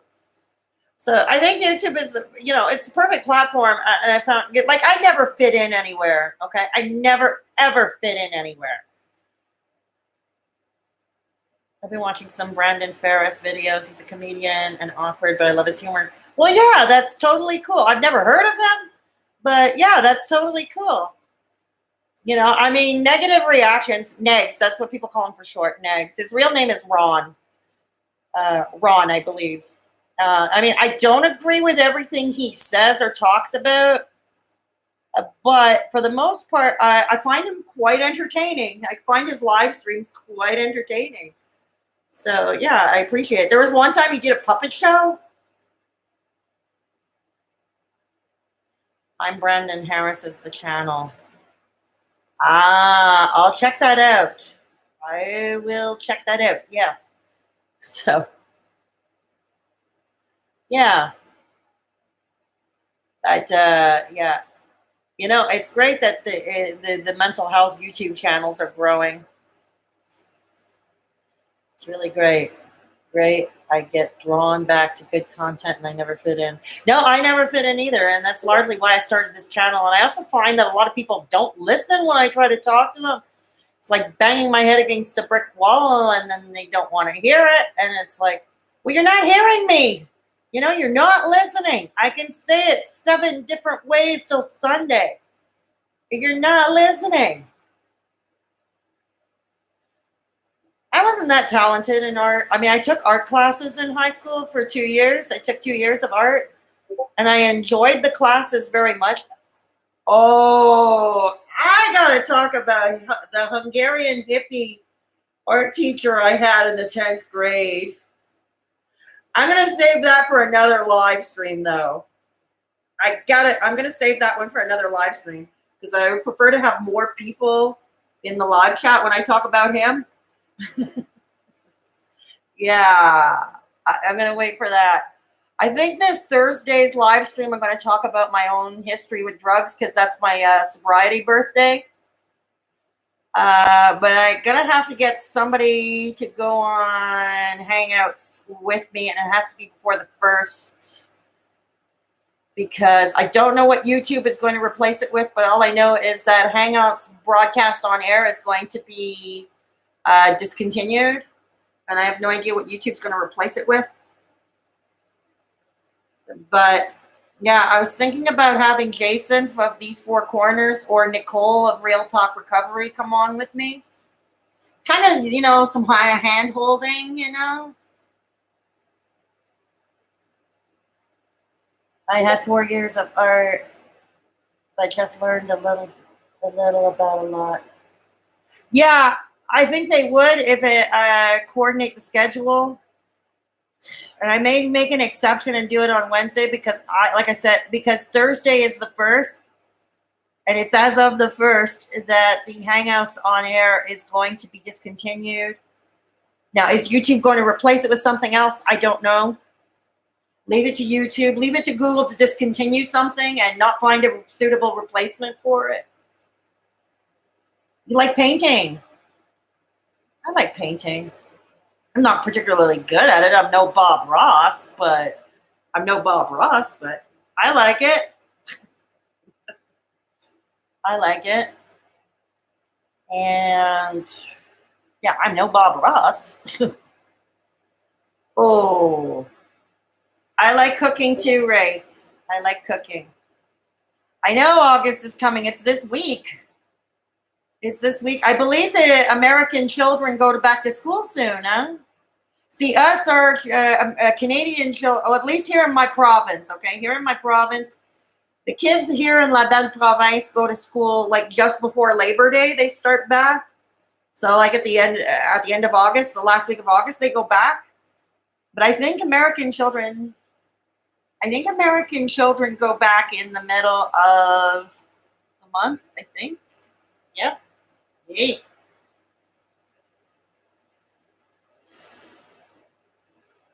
Yeah, what do you cook? The 7th. Oh, that's soon. Wow. Okay. Wow. Yeah, us, it's the end of August, like last week of August, just before Labor Day. At least here in my province, I can't speak for the other provinces. I've pretty much lived in this province all my life, so a little bit of everything. Yeah, me. You're both, well, no, one of you knows, well, both of you probably already know that I'm vegan, so work with what you got. Yeah, I'm all for that. Work with what you got. I'm all for that. My stove doesn't work. My landlord has to replace it. No, I know you're not vegan. I know you're not vegan. I am. I am. Yeah. Ours go back a little earlier for hurricane days. Are you in a hurricane zone? Are you in a hurricane zone, Master Jedi? Yeah. An instant pot. I keep debating about getting an instant pot. I keep debating it. The problem is pressure cookers terrify me. They really, really terrify me. And that's why I'm hesitant about getting an instant pot. I've heard nothing but good things about it. Like, honestly, I've heard nothing but good things about Instant Pot. But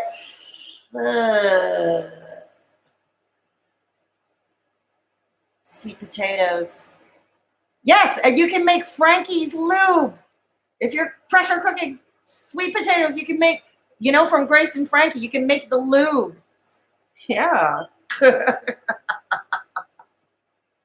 I swear I'm going to have to. Of all the live streams tonight, I forget to age restrict this one. No, for obvious reasons, I age restrict all the live streams. Because A, I can't guarantee I won't swear. B, I smoke on camera. C, I allow swearing on the live chat. I allow it. And D, sometimes we talk about some racy topics. You can saute in it and just slow cook. That might work. Yeah. Yeah. So here we are talking tonight about Grace and Frankie and their purple vibrators for people with arthritis. And we were talking about their sweet potato lube. And we were talking about Orange is the New Black. Like I said, of all the nights to forget to age restrict my live stream. Oh, God. Yeah. But yeah, I think I'm going to ask Nicole or Jason to go on Hangouts with me to talk about my drugstore. I know Nicole wants to hear it. I know Nicole has always wanted to hear it. Jason, too, wants to.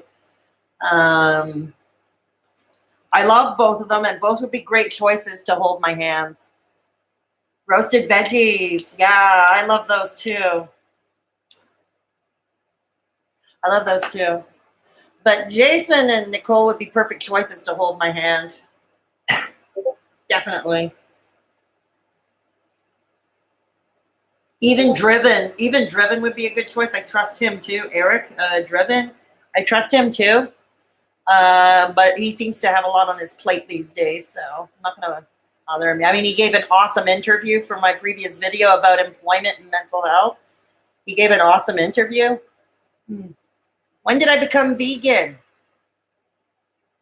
Okay, I was a vegetarian for 25 years. Yeah, this is true. Okay, I became a vegetarian for 25 years. But I was still eating dairy. Not eggs, because I really don't like eggs. Even the smell of eggs makes me queasy. It makes me kind of sicky in the tum-tum. But But I still eat dairy products. And even during those 25 years, I ate the odd seafood dish. Like on my other channel, there was a guy named Steve. He was a friend of mine. And he, like, shooting a cooking video with him was an awful lot of fun. I hope he can shoot another video with me sometime. But he, when he used to make shrimp for me, with, it was always near impossible to turn down because he could do it well. But I became vegan a year and a half ago. I transitioned to veganism, so no more shrimp, no more seafood, no more dairy products. I became vegan. Initially, it was for health reasons because I had a health scare last year, a year and a half ago when I was in the hospital. My blood pressure had shot up to like abnormal. And so our diet is very limited. I eat meat, but can go days without meat. Okay, that's cool. You've been smoke-free for 18 years, Wraith. Congratulations. Congratulations. Yes, don't do like me. No. Don't do like me. Congratulations, Wraith. Congratulations. That's good. That's great. That's really great. Wraith Phoenix. Quit smoking for 18 years. Congratulations. Seriously. Okay, but yeah, so anyways, I had become vegan following a health scare, and plus the other thing is I'd always been a bit of an animal rights activist. I'd always been somewhat of an animal rights activist, and I had learned some stuff, and so now I'm also doing it for the animals. Vitamin K can remove plaque from your arteries. Green veggies. Absolutely true. Absolutely true. Oh, hours. Still, that's good, Wraith. No, 18 hours is good too. No, Wraith. We're not. No. Never belittle that. 18 hours is good too. Yeah. 18 hours is good too. I don't know. Oh gosh, I'm kind of giving you secondhand smoke through the screen. Oh dear. Sorry. That's my progress. It's still progress. I can't go 18 seconds without smoking, okay? So you're much better than I am. So yes, Wraith Phoenix. I take off hat.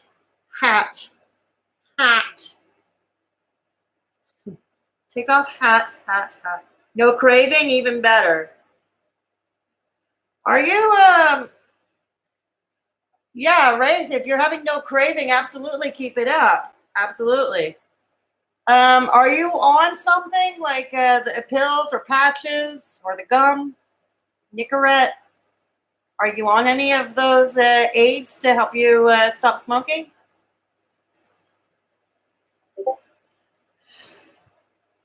A couple of years back, a doctor prescribed me patches to try to quit smoking.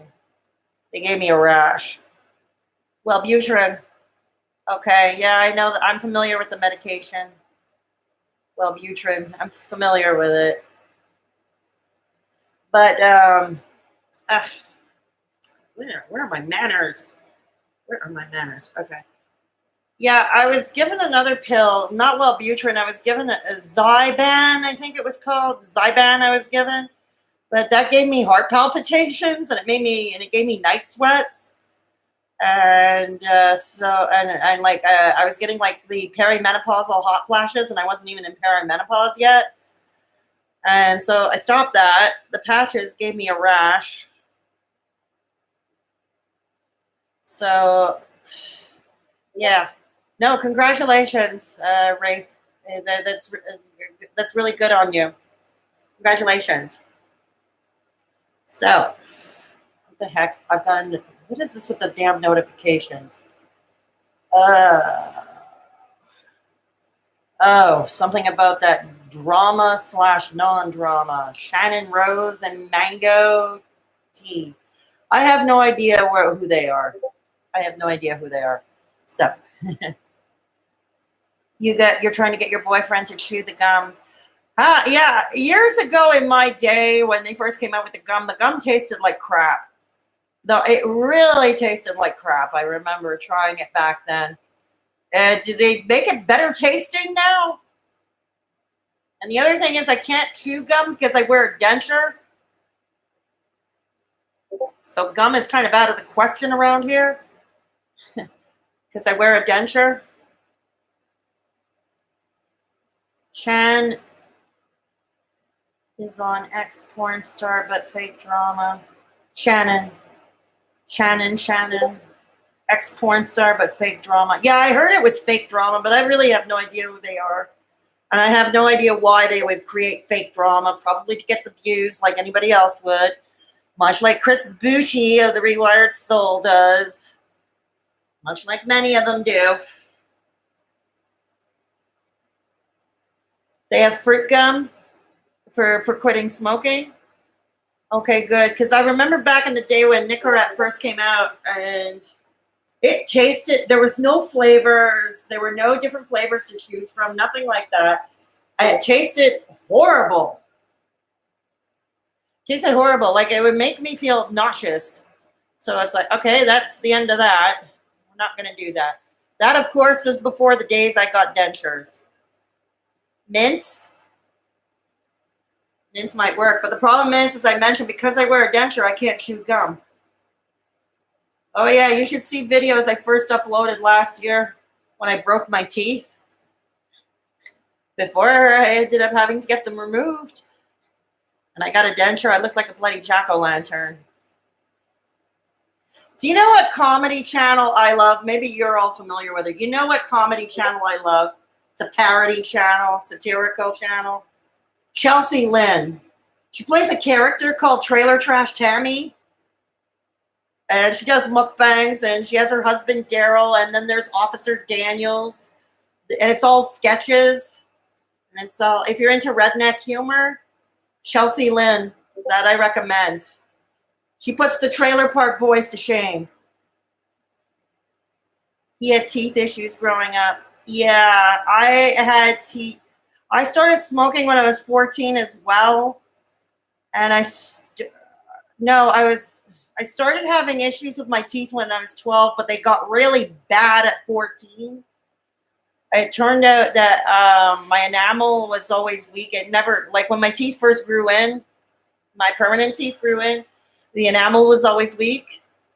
So, yeah, a lot of money was spent on trying to save the teeth. I was getting cavities all the time.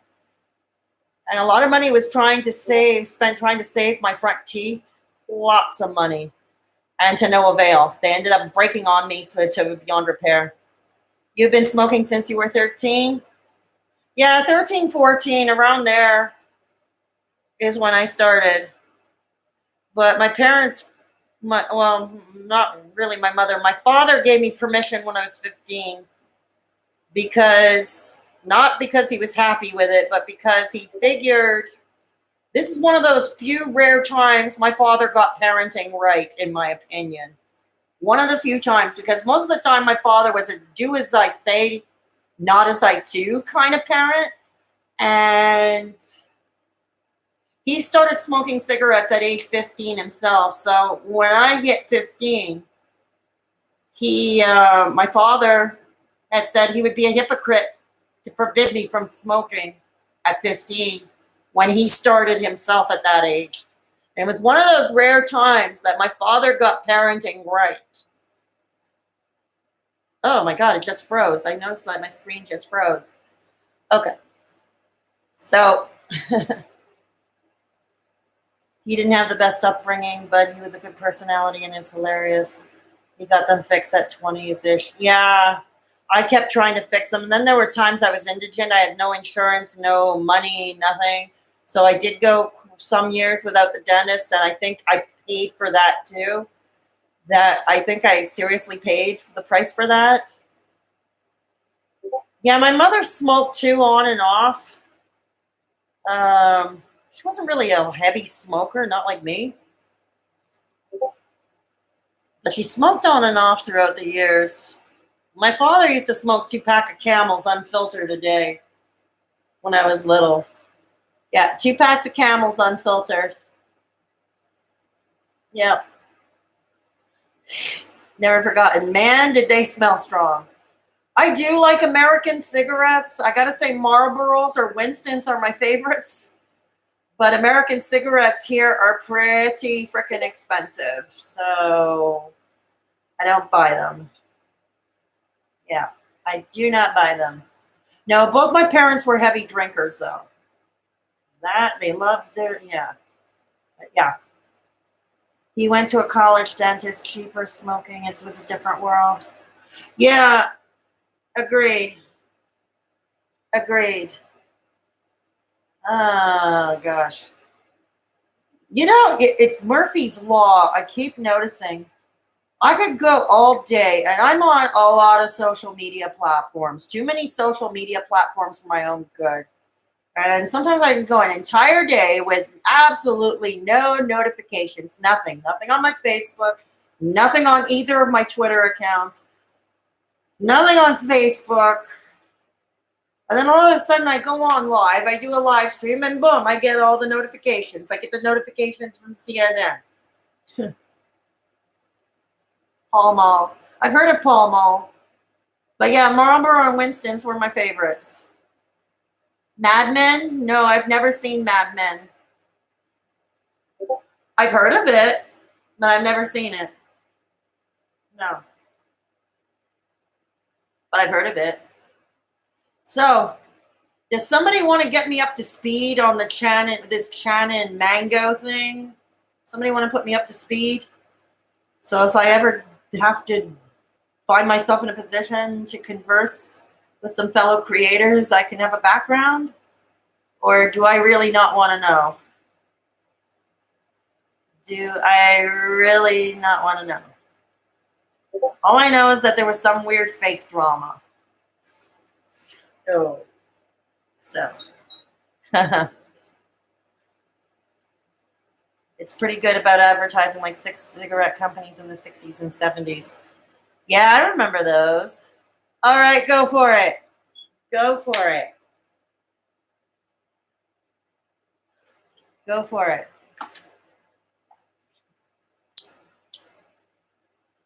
At least it'll keep us entertained for a while. It'll keep us all entertained for a while. All right. So, Shannon Rose is an ex-porn star and has written books, but her channel is dying. Ah. Okay, why do I get the feeling I'm seeing where this is going? Oh. How many subscribers does she have? How many subscribers does she have? Okay. Mango had cut his ties with other people, so to get views, they concocted a scheme. Oh. Okay. Okay. I guess that's how we do it these days. I guess clickbaity thumb and outrageous thumbnails are just not doing the trick anymore. They're just not doing the trick anymore. So they concocted a scheme. One has a dying channel, and the other one burned his bridges. Got it. Oh. He lied and said she stood him up, and she talked to Nick at Viewer's Voice, dragging it out. Oh. Oh. What people won't do, you see, what people will not do.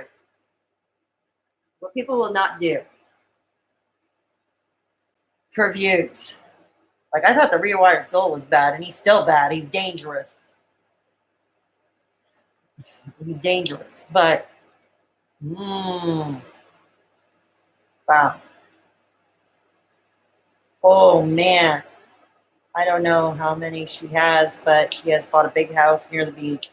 So I think she needs bucks. Yeah. Yeah. Speaking of expensive houses, Avocado uploaded a video. He bought himself a $1.7 million condo in downtown Los Angeles, of all places. Which is funny because he always used to say he hated Los Angeles. Oh, that's it. You know what? I should do a comic video, like a satirical video. This gives me an idea. Master Jedi, Heart's Love. He just gave me an idea for a video. Top 3 things dying YouTube channels do for views.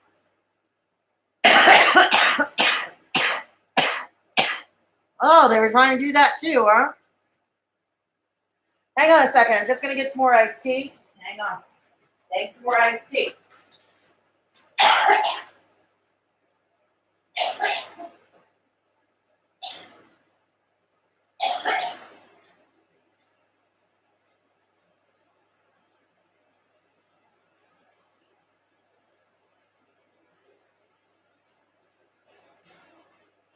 It's apropos that I'm drinking iced tea.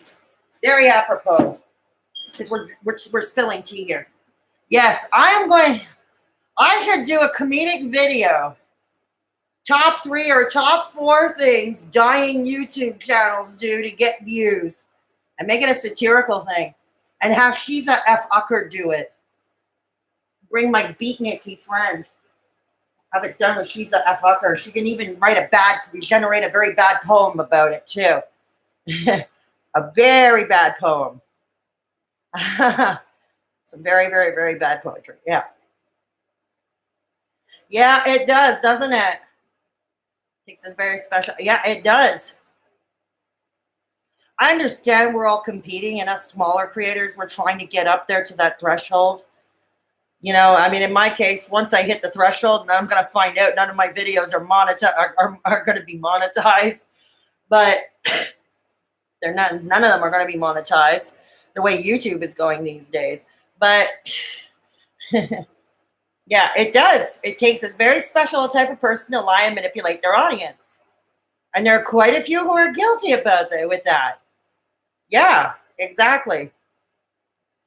Truthfully, Trisha, not to be confused with Trisha Paytas. Truthfully, Trisha is one of them. But yeah, so I should do a satirical thing. Top 3 or top 4, whatever, a top something, in David Letterman format. What they will do to get, what dying channels do to get views. Yes.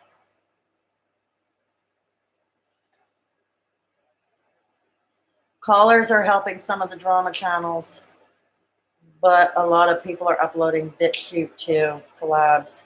Collabs, yeah. No, I like doing collabs.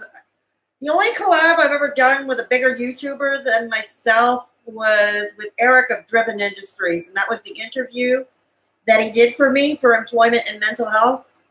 That is the only time. The other time, the other collab videos are with friends and acquaintances, like with Steve or Natasha. Natasha, who you saw earlier in the chat, she did a couple of collabs with me on both my channels. She did a couple of collabs. My ex has done some collabs. Yeah, exactly. Exactly. Like, why don't they crack down on stuff, like the Holocaust deniers, the white supremacists, the neo-Nazis, the misogynists? Why don't they crack down those who exercise cruelty to animals? Why don't they crack down on them? Natasha, yeah, she's great. Yeah, go to my channel. There are 2 videos on my main channel, this channel called Moribund Mukbang Aftermath, parts 1 and 2.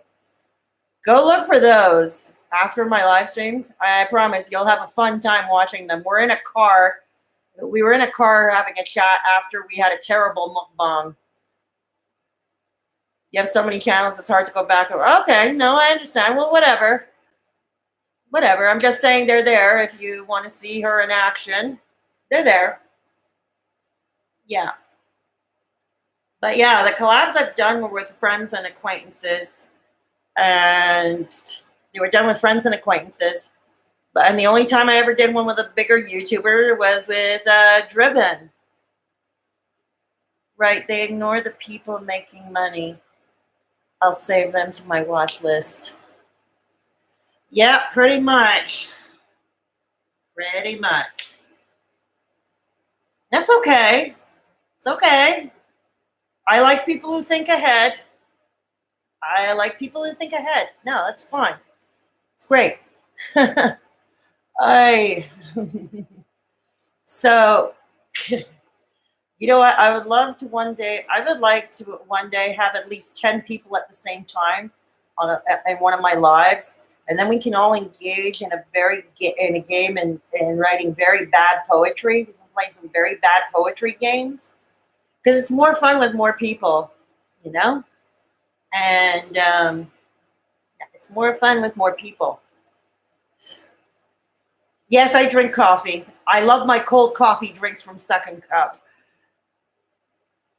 And I have to have my coffee in the middle of the day. Yeah, but right now I'm drinking green iced tea. That's what I'm drinking. But yeah, I love my coffee. Coffee is my friend. Coffee is my friend. I would give it to myself intravenously if I could. Oh, yeah? Wow. Wow. Yeah, there were 5, but not all at the same time. What are my favorite teas? I like mostly the green and the white teas. The black teas, not so much. I love the fruity herbal teas, like hibiscus. I love hibiscus. And I've developed a liking to matcha, but cold matcha, not hot matcha. I went to a Japanese tea tasting here in town a couple of months back last spring. And they had us try both hot and cold matcha, but I prefer the cold. Legal substance with energy. Yeah, exactly. But the matcha, I like it better cold. And that Japanese tea tasting, they had a matcha because most of the matchas we're used to are green, right? It's a green powder. But they had a brown powder. It looked almost like the same texture as quick, the quick that you put in the milk. And it actually had a similar taste to chocolate. Damn, that was tasty. But damn, it was expensive. It was expensive. Hot matcha latte, and it was good. Yeah, cold one. I highly recommend get cold matcha. I highly recommend it. Cold matcha, especially on a summer's day, it's more refreshing. The only time I drink the hot coffee is when I need the strong caffeine jolts in the middle of the day. Otherwise, I stick to the cold coffee drinks, the cold mocha frappuccinos, all that lovely stuff. I love my fancy coffee drinks. I love my Starbucks. I love my Second Cup. I hate Timmy Hortons. But yeah. So I love my coffee. And what I like is most of these places now are offering plant-based milks, like the dairy-free milks and dairy-free coffee creamers. They're barista blends. So that's really cool.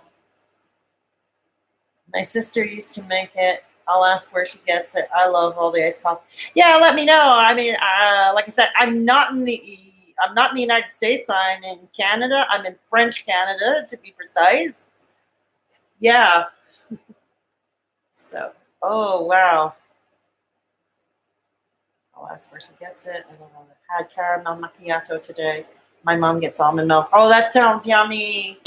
See, those are nice treats, okay? And it's a good alternative to ice cream. Because ice cream, I mean, I have my vegan ice cream, but they're almost as high in fat as the dairy ice cream. Especially those made from coconut milk base. But these cold coffee drinks, like these cold caramel macchiatos, the cold mocha frappuccinos, all that lovely stuff, those are nice sweet treats. Very nice sweet treats. And you can get them.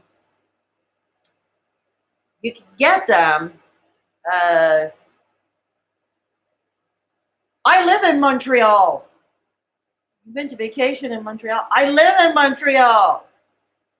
Do you know somebody here in Montreal? Do you know somebody here? You know what? If you ever come back here for a visit, we should hook up. We should most definitely hook up. Yeah, I have. I eat the vegan ice creams. Ben and Jerry's. Ben and Jerry's makes a couple of dairy-free brands, but they have more variety in the United States, not here in Canada. Oh, you know me? You know me? Do we know each other? Huh? We know each other. Ah, have we met in person? Have we ever met in person? Okay, hang on to that. Yeah. Okay. So Ben and Jerry's. I have a Ben and Jerry's non-dairy. They're fudge brownie. Fudge brownie. Oh, it is the bomb. It is to die for. Oh, we just met online. Okay. Okay. So we've never met in person. Okay. I know there's another Quebecer in Driven's Discord server. She's called Sheep Lord. She's from my province, but not from Montreal. But she's from my province. No, no, you didn't scare me. I just get intrigued. Somebody says, and I'm not familiar with the screen name. I don't see a picture, And it's like, I get intrigued. Somebody says, I know you. And I get intrigued, I really get intrigued. So, no, you're not scaring me. Not at all. You're always welcome here. You know that. Always welcome. I don't kick people out, really. I've never kicked people out. I put mods in because I had a troll once that turned out, I think, might have been a bot. And I have mods here for that. But went to Nicole, Montreal about 2 years ago. I see on Nicole's channel that I live in Louisiana. Oh, okay. I get it. Okay. No problem. You're always welcome here. Yeah. Oh, yeah, that's right. Your Heart's Love. That's right. Your Heart's Love, but you switched to another device or something, right? Your Heart's Love. Yeah. Yeah, I'm convinced it was a bot because it was very hard to get rid of. Like I couldn't, like the traditional way to kick out a troll or an undesirable, it didn't work. Kept coming back like faster than I could get rid of. I had made Supernova a mod to help me because Supernova has mod experience. So I figured, he'd be able to help me. And I couldn't get rid of it. And it was typing nothing in particular. It was all gibberish. It was complete and total gibberish. And it was coming fast and furious. So it was ignoring everybody in the live chat. There were like 4 or 5 other people at the same time. And their typing was getting lost, right? And yeah, your boyfriend was logged in on the iPad. Yeah, it was weird. So even Supernova was having a bit of a difficult time trying to get rid of them. And I thought, you know what? We got rid of the bot. But I figured, maybe it's a good idea that I have mods anyway, even though I don't have too many people at a time in my lives. Because eventually, yes, I know I aim high. I hope to have more people at the same time on a live chat, right? Yeah. Yeah, exactly. So I was hoping. So yeah, I was hoping what I could have, in preparation, because I hope and I aspire to have a lot more people in the live chat at once, because it would make better for bad poetry game night. And we can do bad tarot card night and all that lovely stuff. But I didn't know they went into lives. Yeah, they did. They came in once. So that's why I put in mods. So I had put in, Supernova, I left a mod. I also added Jason and Nicole as mods because I trust them and they're more experienced than I am. But I may have to put some more in because even the 3 of them, they can't come in or they can't stay, so I'm going to have to put more mods in. I'll have to figure out who will come. Jenny Burns, I think, mods over at Driven, so I may ask her. I may ask if I can add her. Jenny Burns. I don't know. I'll see. For right now, I'll leave it as is. Right now, I'll leave it as is. 100%. My boyfriend was talking about getting tarot cards. I have tarot cards. I actually do read the tarot. I'm an intuitive. Yeah. Oh, you mod for Nicole? And you mod for Driven too? I'm going to talk to you. Would either one of you want to be a mod on this channel? Would either one of you or both of you want to be a mod for this channel? Because I can add you both. Yeah? Okay, I'll add you both. That'd be great. Because like I said, the mods, all I ask is that they're experienced and they know the right buttons to push to get a troll out. Or even a bot. Yeah, I have the Cosmic deck. Those are my tarot cards. I have the Cosmic deck. Yeah. They say it's a very feminine deck. I was taught a couple of years back. I always had intuition, very strong intuition. Yeah. Okay, no problem. Hang on. Let's see if I can do it now while I'm still on with you guys. Let me see. See if I can manage this. Okay. All righty.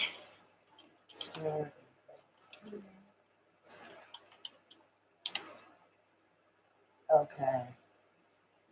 Oh, hang on.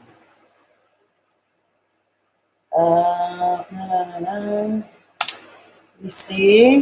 While I have you both. Wraith Phoenix, it's 2 words. Wraith Phoenix is 2 words. Okay, 2 words. Heart's Love, you're here. Heart's Love is no longer Master Jedi. Ha! Okay, hang on. Let me figure this out. Ah! Wraith Phoenix. Capitals.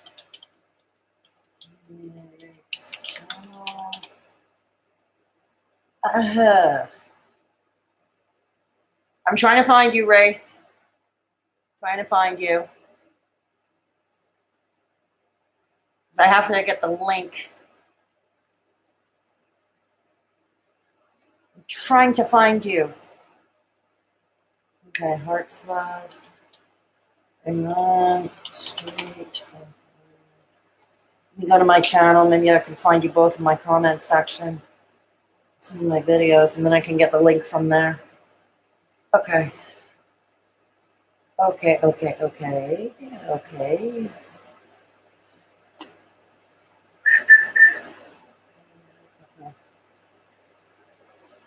we go.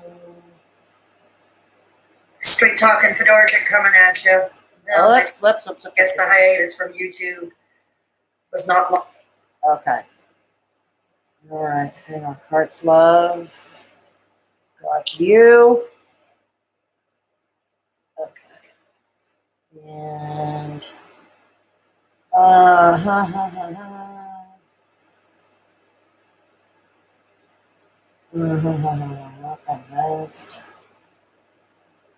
that's not it. Ugh, where am I going to find? Optimal details.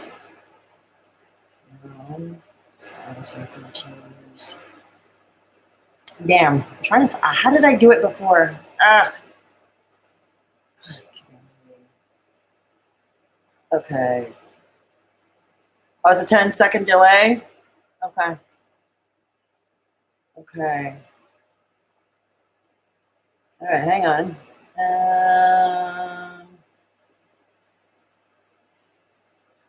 Okay, where am I going? Where am I going? Where am I going?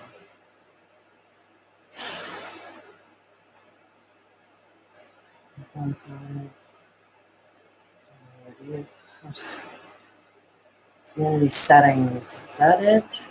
Yes. Okay. So I've got one. Okay, save. All right. Wraith Phoenix. Now I gotta find you. I gotta find Wraith Phoenix.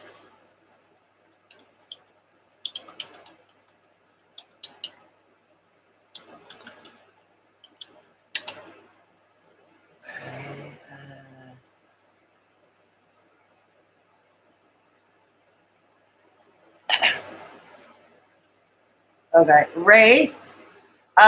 Is your name is your channel name the same as your name? Because I'm having a hard time finding your channel because I have to enter it by link.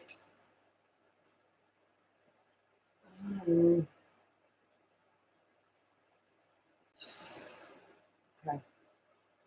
Let's see. Let's see.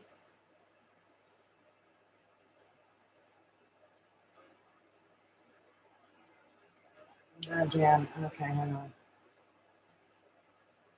Channel. Let's see.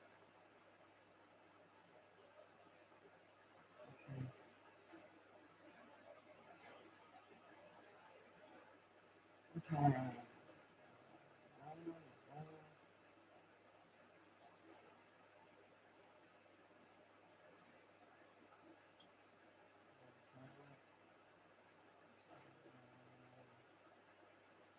I'm trying to find you, Wraith. I'm having a hard time finding you, though.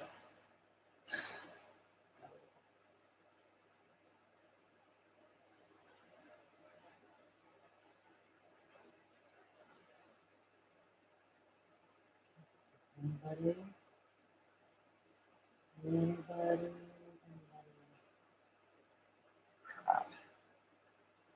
Okay.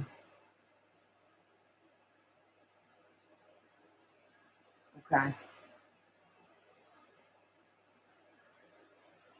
Yeah, because I can't find your channel for some reason. I really can't find your channel. Ah, thank you. Thanks. Okay. Okay. Copy. Okay. Go. There we go.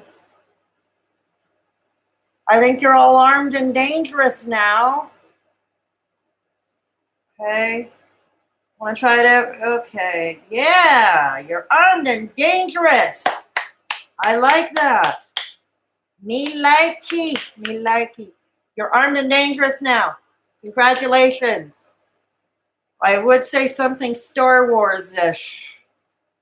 Only I never saw a Star Wars film. Yes. Okay. We're armed and dangerous. We're good to go. So now I have 5 mods registered on this channel. So now I don't have to worry. Okay, this is cool. Oh, great. Absolutely. Great. If it doesn't lag. Yeah, you know my phone always lags. My phone always lags. As a matter of fact, I almost had to take it back to the Fido dealership. Fido's my provider. I had to take it to the Fido dealership. I almost had to take it to the Fido dealership. It started doing some weird update.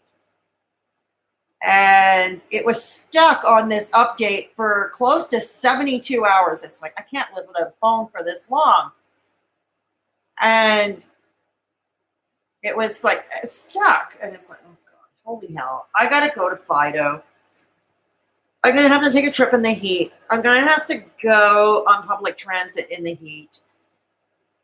And I'm going to have to somehow get it fixed or whatever. And it's probably past warranty. And because this phone has slipped out of my hands and fell to the ground a number of times, even if the warranty was good, they'd find a way to not honor it. And I'm like, oh God, I'm going to have to fight with Fido again. And lo and behold, oh, that's cool, Wraith. That's great. That's great. That's great. So anyways, as it turns out, I thought my phone was going to be, I thought my phone. Yeah, I still have the same phone. I've had it for only a year. That's the thing. Not even, I've had it for a year. It's a Samsung Galaxy A8 Android. You have the rider deck, Rafe? Yeah, this one's the Cosmic deck. It's the Norbert Lash Cosmic deck. I have a rider weight as well, so I have 2 decks. I trained on the rider weight, but these cards, the Norbert Lash Cosmic, speak to me more when I give a reading. They speak to me a lot more. I may one day in a live give some quick tarot card readings, some yes-no questions.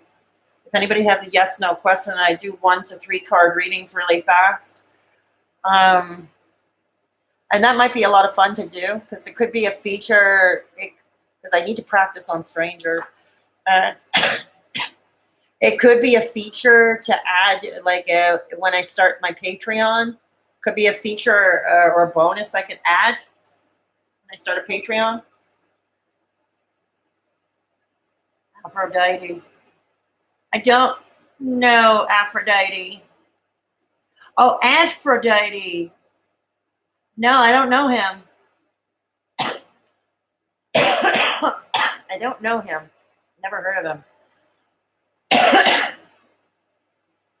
The woman who taught me how to read the tarot also has a YouTube channel.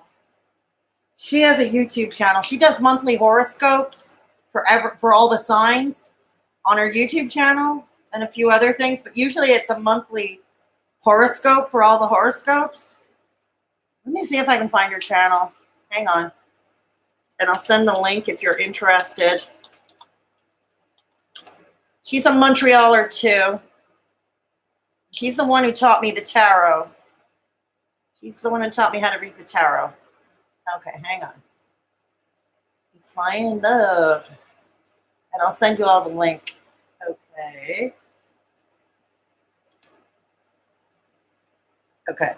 He does readings on celebs and built a following, but does private readings. But it's my first experience with tarot. I'm interested. Ah. Do you have any yes-no questions you'd like me to ask the cards? Hearts, love. You give spot-on readings, Rafe. You know what? I may take you up on that, and I would offer you something. I would offer you compensation for it, because I never exploit people. Might be interesting having a reading with you, because you've never seen me in person. You've only seen my videos. So it might be interesting. Rafe, if you're interested, I would pay you something for it. You're kind of scared right now, Hertz? That's okay. That's okay, too. I was just offering if either of you were interested. You know, it's okay. We don't have to do that. I'm a wimp and have a lot going on. I have a lot going on right now, too. It's partly why, I read my own cards, but the problem with that sometimes, I'm one of those, and it's the anxiety talking, and I tend to ask myself the same question. Sometimes I phrase it differently, but I ask myself the same damn questions lately. Maybe if I had somebody who does not know me that well give me a reading. Anyways, Ray, think about it. I would be willing to pay for it. Think about it. You don't have to answer me now. You know how to find me in the Discord server. And I'm on every Thursday and Sunday evenings now on live. So I'm pretty easy to find in social media land. As I pointed out, I have a very unhealthy a relationship with social media. And it's a love-hate one, basically. Yeah, that's okay, Hearts Love, on your own time. That's okay. That's okay. I just threw it out there. I thought it might be fun, But like I said, I'm thinking about offering something like that, as a perk for Patreon, for one of the Patreon tiers when I start setting up.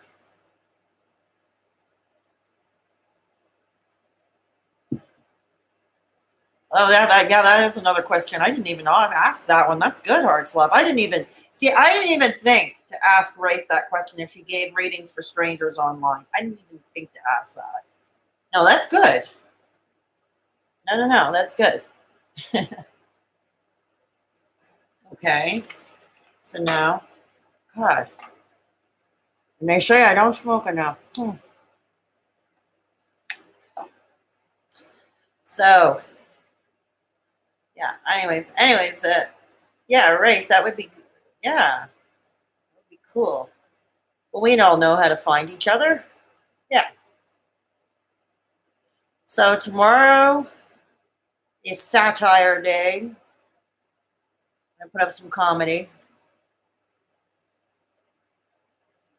Who's on Twitch or Instagram? Who's on Twitch or Instagram? I have Instagram. I don't have a Twitch account. I do not have a Twitch account. I do have Instagram. Same name, Straight Talking Fedora Chick is my Instagram handle. As a matter of fact, in the description box, I have all the links to my social media. All the links. So you know how to find me there. Are there tarot readers that do it on Twitch?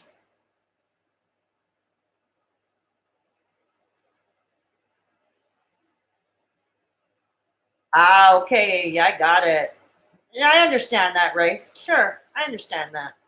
And I know the future is not set in stone once you do a reading, and things are subject to change daily. No, I totally get that. I also learned a bit about the Chinese horoscope too, as well as astrology charts. Aphrodite. How much does he charge for reading him? Out of curiosity. So there are readers that go on live on Twitch. They go on Twitch and they give readings. That sounds cool. Maybe I might try that. I don't know. Is Twitch monetized? I don't know. Because I heard Twitch too is becoming more severe than YouTube when it comes to certain language, certain topics of conversation are kind of taboo over at Twitch. Aphrodite. And Aphrodite is the name of his channel? Yeah, Aphrodite is the name of his channel? Okay. I'll look for it. I'll look for him. Is he any good? Aphrodite, is he any good? Huh.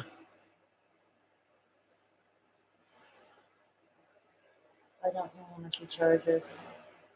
But he blew up because the reading on James Charles' drama was accurate, and he has 400 backed up. But watch his channel on YouTube and see what you think. Because he gave an accurate reading on the James Charles drama? Oh my God.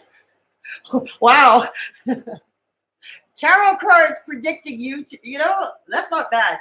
Tarot readers predicting problematic YouTubers' dramas. And that's a good premise for a channel, actually. So I'm sure Aphrodite must be capitalizing on that. Must be capitalizing on that. Wow. To get a dead on for someone like James Charles.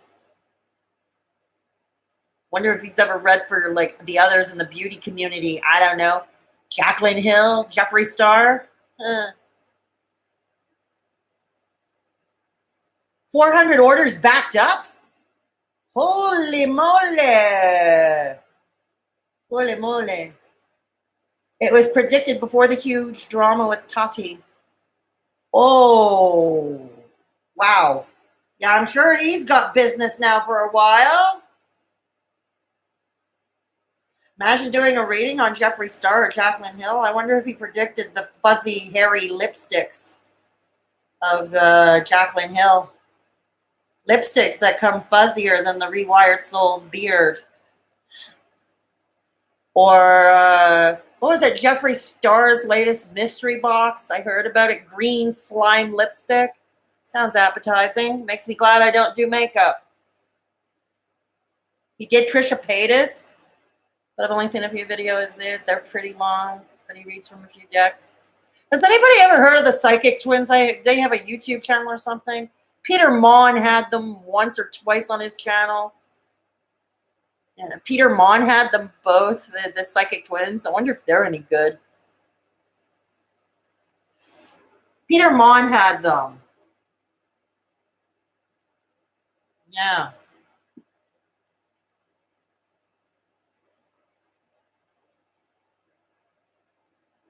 Shane Dawson, he collabed with the Psychic Twins. I think Trisha Paytas did too. Here's the thing. You're a psychic, okay? Or you're a medium or a reader. And you give readings on any of the YouTube stars. When the more drama for them, the better, it would appear. And then your business and career is made. Your career or business is bloody well. You're set for life. One is a reader would be set for life, reading ahead on YouTube or problematic YouTubers drama. Yeah. I don't know. I know what I've been following, but I don't know. Yeah, Shane Dawson. Yeah. Okay, I got it. Oh, that's the thing about YouTube, you know. Aphrodite doesn't do collabs, but yeah, he reads on them. He doesn't need to do collabs. It sounds like what you're telling me. He doesn't need to do collabs. Or what you tell me. The man sounds like his business is set for life. Maybe he can be Nick Avocado's new neighbor. He could be Nick Avocado's new neighbor. If anybody saw, because Nick started a third channel because he claimed his first two channels, his regular channels, were demonetized. So he started a third channel, and the guy bought himself a $1.7 million condo in downtown Los Angeles. And he gave us all the house tour in his latest upload. But I'm sure Psychic Twins have all the dollars. But the Long Island medium got found out about being phony. Yeah, I heard about that one too, about the Long Island medium. I heard about that one. Yeah, scammer, charlatan. Can you say charlatan? Yeah, I knew you could. Yeah. Oh, it's funny on these live streams. I keep them light because my regular uploads that I edit are more heavy. Like most of the time they're heavier in content, heavier subject matter. So I figure to contrast when my live streams, I keep them lighter for the most part. You don't know about it, Nikocado Avocado. Yeah, his third channel. Yeah, he's still going to be doing mukbangs. Unfortunately, he's still going to inhale a ton of fast food. That's unfortunate, but if that's what paid for the condo, I guess there's no motivation to stop unless YouTube starts demonetizing that.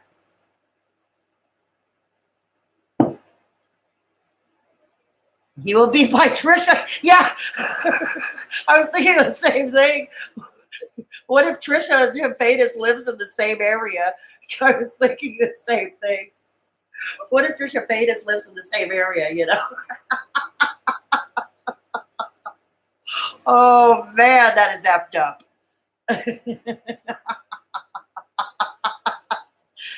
Oh, talk about... I like a light topic live at night. Just started watching them, but I like it. Yeah. Well, it's, because I do upload the heavier content, and I do have heavier content being uploaded soon, like heavier subject matter coming up.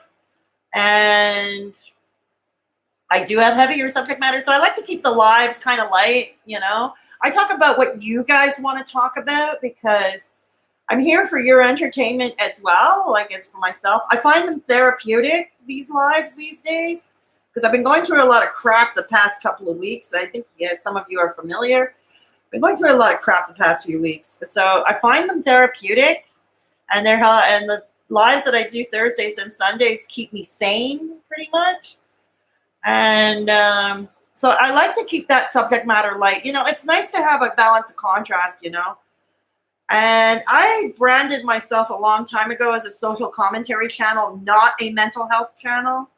I do talk a lot about mental health. I talk about my own stories with mental health, but I don't want to pigeonhole myself into one single niche.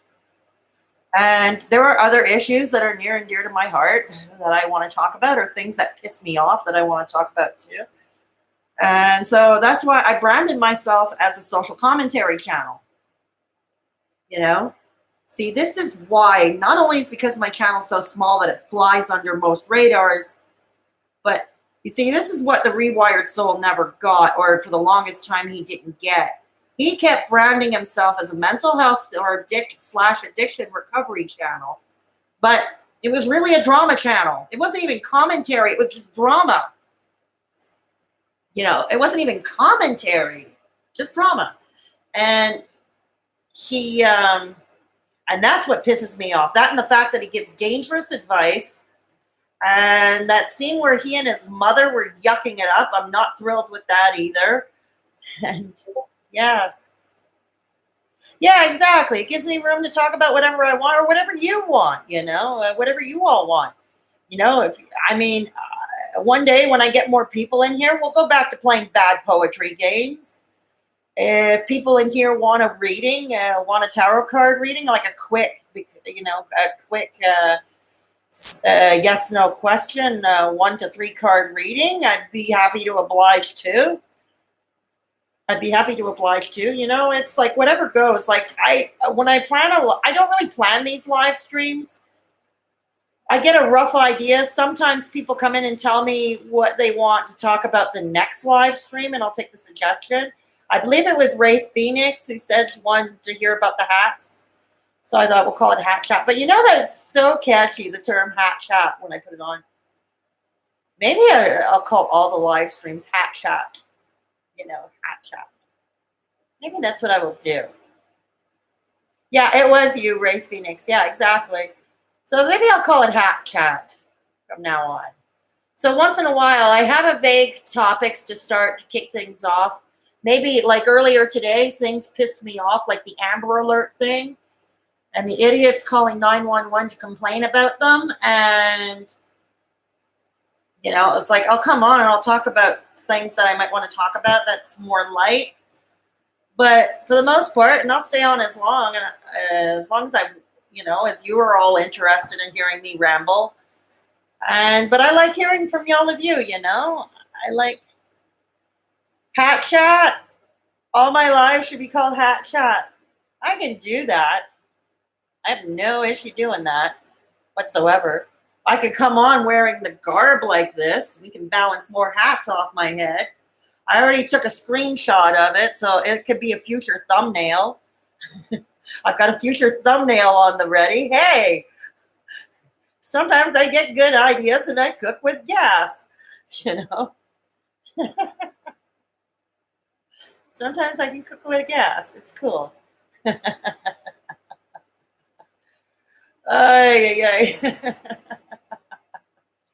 So that's what I do.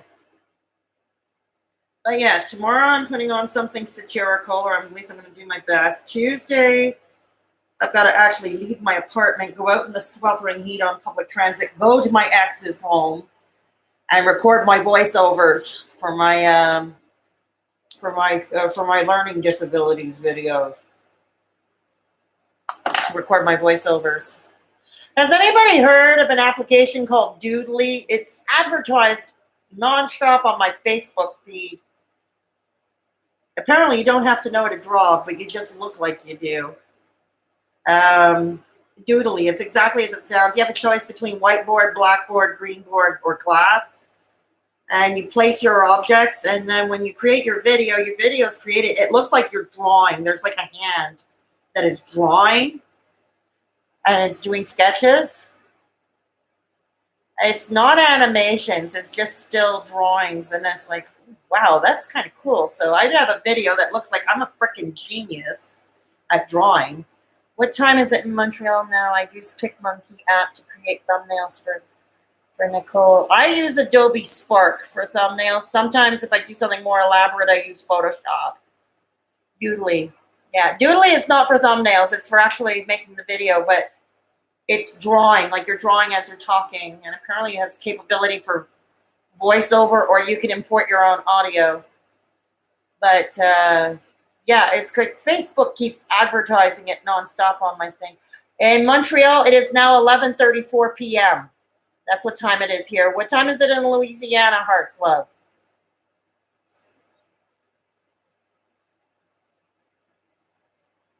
Oh no, Adobe Spark is free. I use it for free. I do it online though. I use the Adobe Spark online. No, it is free. It is.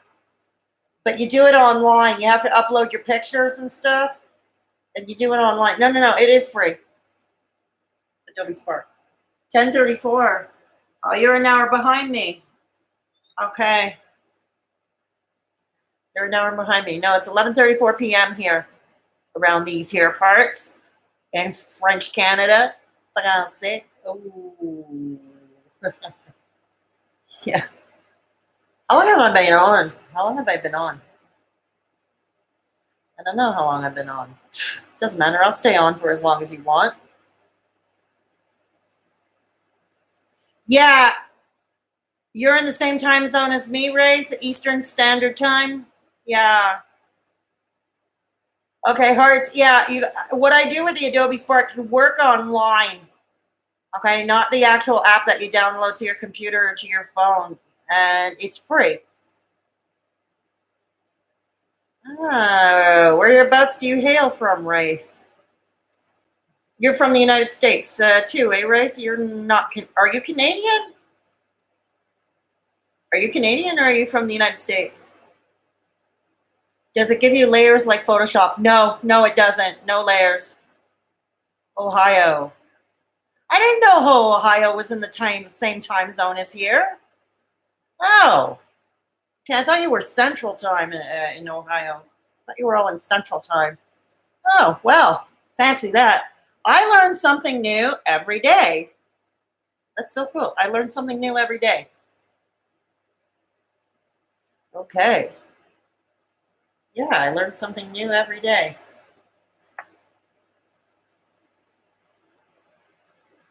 Okay. I'm sure it is hot in Ohio. It's hot in Montreal. It's hot in Canada. Even even in the places where it's usually cold, it's hot. Yeah, it's hot everywhere these days. I know. I heard in France and in Germany and Europe, their summers are getting hotter too every year as the years goes on. It's getting hotter and hotter. Yeah, yeah, it's getting hotter and hotter in Europe in places. Yeah. Oh dear. Summer is becoming. I don't like winter. I don't like summer. I would be happy if it were spring and fall all year round. Like if it never deviated from in between 10 and 20 degrees centigrade Celsius. If it never deviated outside of 10 and 20 degrees Celsius all year round, I'd be a happy camper. You don't have, oh no? No AC in most of the European hotels? Really? Wow. I never thought that. Wow. Holy hell. I have AC in my crummy apartment, for God's sake. I have AC in my crummy apartment. Hmm. Wow. No AC in European hotels. Ouch. So anybody traveling this summer is pretty much screwed. There's a friend of mine. She's going to Scotland this fall.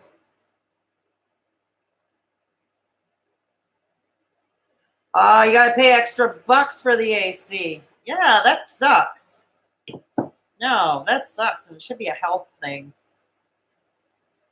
Oh, nice. A fan. Yeah, let's blow more hot air. No, to Scotland, yes. It's our first trip to Scotland. To Europe, no. For the past few years, she goes to Europe every fall. What was it? 3 years ago, she went to Ireland, both south and the north. Ireland with her brother and his wife. And then the year before, she started booking with a group, like a travel group. So she travels in a group. So 2 years ago, it was England. She went to England. Last year, she went to Central and Eastern Europe. She went to Poland, Czech Republic, Germany, Austria, and Hungary. Went to Budapest too. So that was last year. This year is Scotland. I want to move to Ireland, to be honest. If truth be told, I would like to move to Ireland. I would like to leave Canada, move to Ireland, and never come back.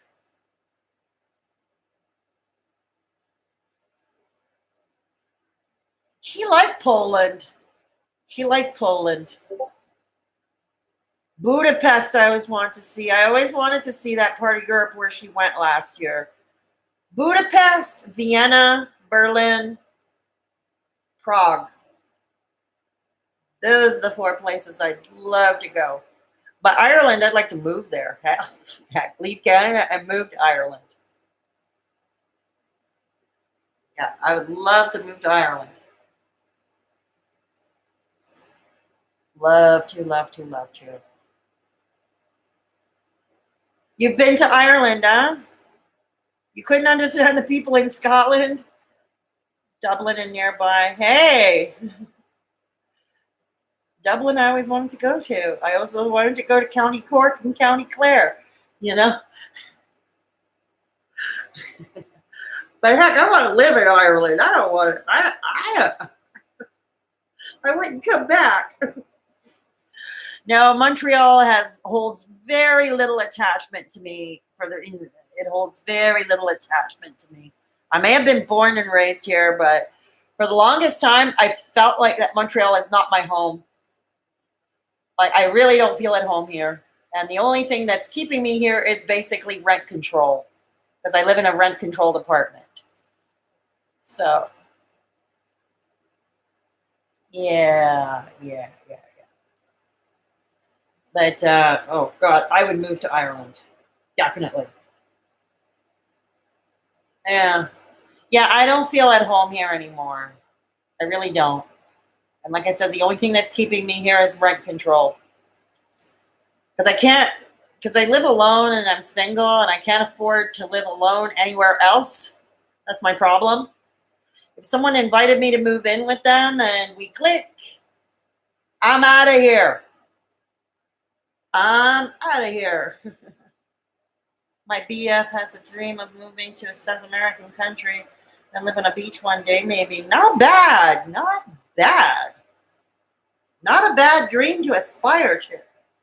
You know what I've heard is cheap to live in and it's great to visit or even live. The cost of living is cheaper. Thailand. Yeah, I know it's hard to live with other people, but I'd like to have a life partner. I want a life partner. I've been single for 3 years. I hate it. I truly hate it. But no, Thailand, I've been hearing, is a great place to retire because apparently the cost of living is quite cheap. And it's a cheap vacation. You can rent a beach house for almost nothing there. The only thing that's going to set you back really badly is the flight. The flight is really going to set you back. But going to anywhere near the Pacific Rim, anywhere in Asia, the flight is going to set you back. But once you're there, you know, they say Thailand is the capital of street food. A lot of street eats, and I've seen quite a few documentaries on Thai culture and Thai food and the street food. Your mom's been to Thailand.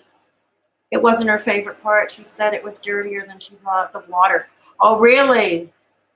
Really? Did you know that there are a lot of vegan YouTubers that are living in Chiang Mai? A lot of vegan YouTubers, they have moved to Chiang Mai. They've all moved from the UK, from Australia, from Canada, from the United States, and they've all ended up in Chiang Mai. Yeah, she loved taking the boats to the islands. Oh, that had to have been fun. That had to have been fun. I've always wanted to go to Asia, visit China, Hong Kong, Thailand, Vietnam, Japan. A lot of vegan food, a lot of vegan delights. So that might be fun. Yeah, a lot of vegan delights. That would be fun. Absolutely. Huh. Wow. I'm getting hungry. I don't know why. I shouldn't be eating at this hour. Here's the thing. When you live your life at night, okay, you live at night, you do everything at night. You start planning out your videos at night. You might do your writing at night. You talk to people at night. I had a nighttime chat buddy. I miss him dearly. I do these live streams to replace. I do everything at night, and mornings are my rough time. Mornings are my roughest time. That's when I sundown. Have I been to the U.S.? I can't cross the border. I have been to New York State. I've been to New York City. I've been to upstate New York in Plattsburgh, which is close to the Canadian border. The Quebec, where I live, the province where I live, Quebec, it's close to the border. I've been to Vermont. I've actually skied in Vermont when I was a kid. I skied in Vermont, but now I can't cross the border, even if I wanted to. That's my problem. I can't cross the border, especially now with the political climate the way it is. And I've heard the horror stories at the border crossing. No, trust me, I wouldn't be able to cross the border. I'm not going to get into that today. Who knows, if the administration changes, I might be allowed one day, but as it stands, no. And I'm not going to take a chance because I don't feel like being stranded or humiliated at the border crossing. That's when so you prefer to stay up late because that's when you do best. Yes, exactly. That makes sense. I hope you find a life partner soon. You and me both. You and me both. You and me both. That became an utterly complicated mess, which I won't get into now. Yeah. I will not get into that now. But yeah, anyways, back to what I was saying. Yeah, I can't cross into the U.S. right now. NYC on the northeast coast, the border crossing is strenuous. Yeah. Like I said, I've been to upstate New York. I've been to New York City, like actually Manhattan. For my high school graduation trip, that's where we went. We went to Manhattan. We took our high school graduation trip. Went to Manhattan. It was quite the memory. Although they were so strict with us. They were so bloody strict with us. The teachers who were chaperoning us were getting drunk themselves. One of them walked into a girl's room, a hotel room by mistake. Just simply walked in without knocking. He was like pissed, drunk. It was freaking hilarious. Yeah, Manhattan is a unique place. And then there's all day we were stuck on a tour bus. They would let us out every so often, but other places they wouldn't let us. We were not allowed to go through Central Park. And when we took the bus, we only passed by Central Park. We didn't get a chance to get out and walk around in Central Park. I would have liked to have gotten out and walked around Central Park. He would be fired nowadays. Yeah, he would have been fired back in those days too. Yeah, my father, who was a high school teacher, I told my father about the incident years later, about that male teacher walking into a girl's hotel room in the middle of the night without knocking, and he was pissed drunk. And I told my father about that years later. Like I was I was out of the home by then. I was an adult, or at least chronologically, I was an adult. And I told him that. And my father was like, "What did you say?" I said, "He walked in. He was drunk. He didn't know where he was going. He walked into one of the girls' hotel room." And he was like, "What?" I said, "Yeah." He says, "How come you didn't tell me about it back then?" I said, "Dad, You never believed anything I told you when I was a kid, so why bother? You never believed anything I freaking told you. I tried to tell you a lot of crap and you didn't believe me. So why bother?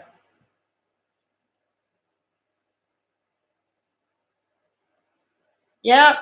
No, and I would have, and it was wrong too, because he told me if I had told them supposedly back after the fact, because we, for the most part, in the 11th grade, because here in Quebec, we graduate high school in the 11th grade.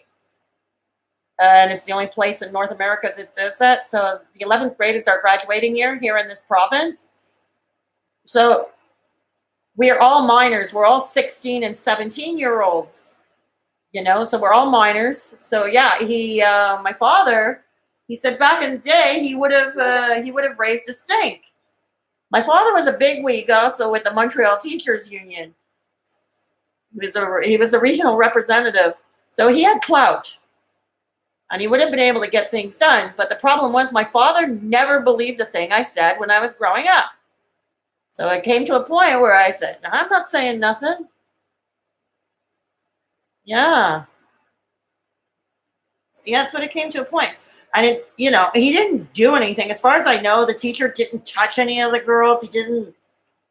He was more embarrassed when he found out he went into the wrong hotel room.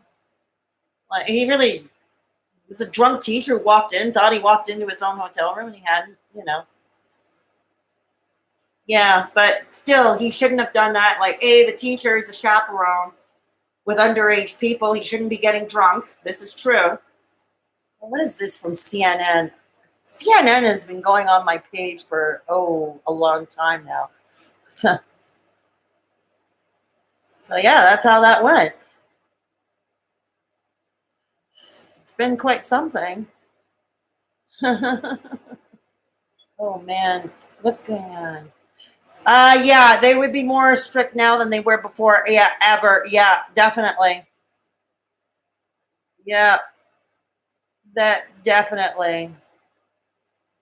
Oh, yeah. Hang on. Let me put a notification on my Facebook.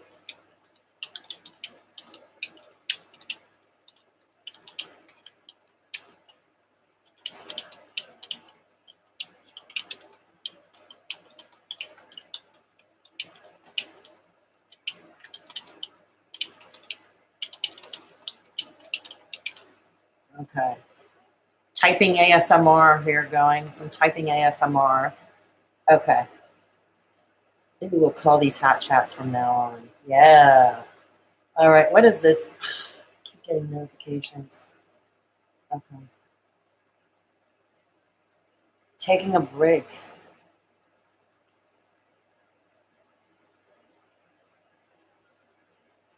Oh my God. Okay. Oh my God. Was he live? Hang on a second. Taking a break. All right, I'm going to have to message him later. Oh, wow. I do get CNN. Yeah, we get all the American news pages we want. I don't like Fox News, though, because no, I mean, we get it if we want it, but I don't want it. I personally don't want Fox News. I sometimes read it, so you don't have to. I used to be a political blogger a long time ago. People have suggested I come back to it, political blogging. They love the way I wrote and commented about politics. They love the way I write about it. You know what? I have no desire to do it anymore. That's the thing. I have no desire to do it anymore. If you need to go, it's fine. You got a message? No, I don't have a message. I just noticed in my notifications, one of the YouTubers I follow is taking a break. Jason of These Four Walls. The title of his video is Taking a Break. I haven't seen it. I just got the notification. It was just uploaded not long ago. Yeah, no, I hear you. I mean, I'm still a political junkie. On my personal Facebook page, I still argue politics regularly. I have one Twitter account, the Sister Sage account, where I still argue politics. Yeah. You saw Jason's post go up too, huh? Taking a break. He was pretty hurt by the Rewired Soul. He was pretty hurt by the Rewired Soul. This is too bad because I would have liked him to come on with me when I talk about my drug history. I would have really liked him to come on with me. But if he's not doing so well, I'll reach out to him and offer him to listen if he wants, but I'm not going to press the issue about him coming on with me if he's taking a break. Oh, Jesus Christ. No, I'm going to watch it. When I get off here, I'm going to watch his video. Although, like, a title like Taking a Break is pretty self-explanatory. But, oh, God, I just hope the Rewired Soul didn't. Yeah, he told me he had some trolls. He had asked me once if I would be willing to be a mod on his channel. And I told him I was honored that he asked. And I said, yeah, sure. Put me down as a mod on your channel. If you're doing a live stream, I'll be happy to mod for you. And I'd still do it, you know. I'll still do it. But, oh, God, I feel bad for him. I really do. He's really a sweetheart. He would always leave the most encouraging comments on my channel. Always would leave the most encouraging comments on my channel. He's a sweetheart. He is, and there are not too many beautiful people like him. You know, this guy, too, had it tough, you know. He has had a tough life, too. He is a beautiful person. Oh, God, I don't want to see him off the platform. If there's one person I don't want to see off the platform, it's him. No, I don't want to see him off the platform. Yeah. If he's getting hate, then there's no... Yeah, exactly. You know, hell, I get hate. But then there's sometimes I talk about stuff that is just not popular. And I tend to have a snarky attitude when I do it. Just like the same way when I debated politics. You know? When I was had the political blog. But he is a sensitive soul. I'm a sensitive soul too, but I deal with it differently. But he's a... Oh, no. I don't want to see him off the platform. No. No. I really do. No, I will reach out to him. I'll watch his video. When I get off here, I will watch his video. I'll reach out to him. We follow each other on Facebook and on Twitter and on Instagram. I'll reach out to him. No, I don't want to see him off the platform. I hope he's okay, too. I really hope he's okay. No, he's a sweetie. He would always, like I said, he would leave the most encouraging comments. He would leave the most encouraging comments on my... It's when people get personal, it's most hurtful. I used to love to debate for fun. Yeah, I would debate politics all the time for fun. You know, I would. So anyways, back to what we were talking about. Yeah, newsreels, American newsreels here in Canada. Yeah, we get them all. But like I said, Fox News, I don't do. CNN, so-so. You know. But yeah, I get them all. I get also from the UK, I get the Telegraph, I get the Daily Mail, I get all that lovely stuff. What's going on Discord? What's going on Discord?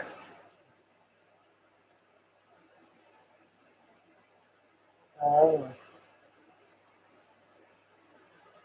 Okay. Okay. Oh, Ray, thank you for your comment. I don't know if you're still here. Can you still hear me? I see that you left a nice comment on my Mr. Rogers video. I thank you for that. I always much appreciated.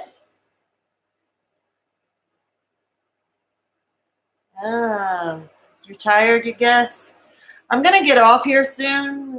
Soon. Not now, but soon. I shouldn't eat. I'm going to get off here soon. Not now, but soon.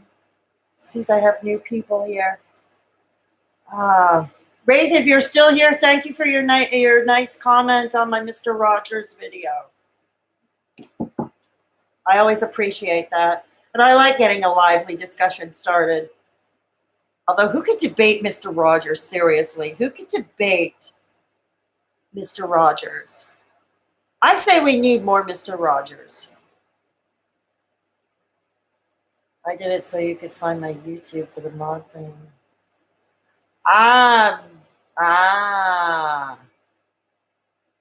Well, still, thank you. It was a nice comment anyway, Rafe Phoenix. It was a very nice comment anyway. I appreciate it. And you're armed and dangerous. You see, you're blue. And you have a wrench. You're armed and dangerous. Yay. Yay. Is the Discord active? It's been beeping up. I don't have my own Discord server.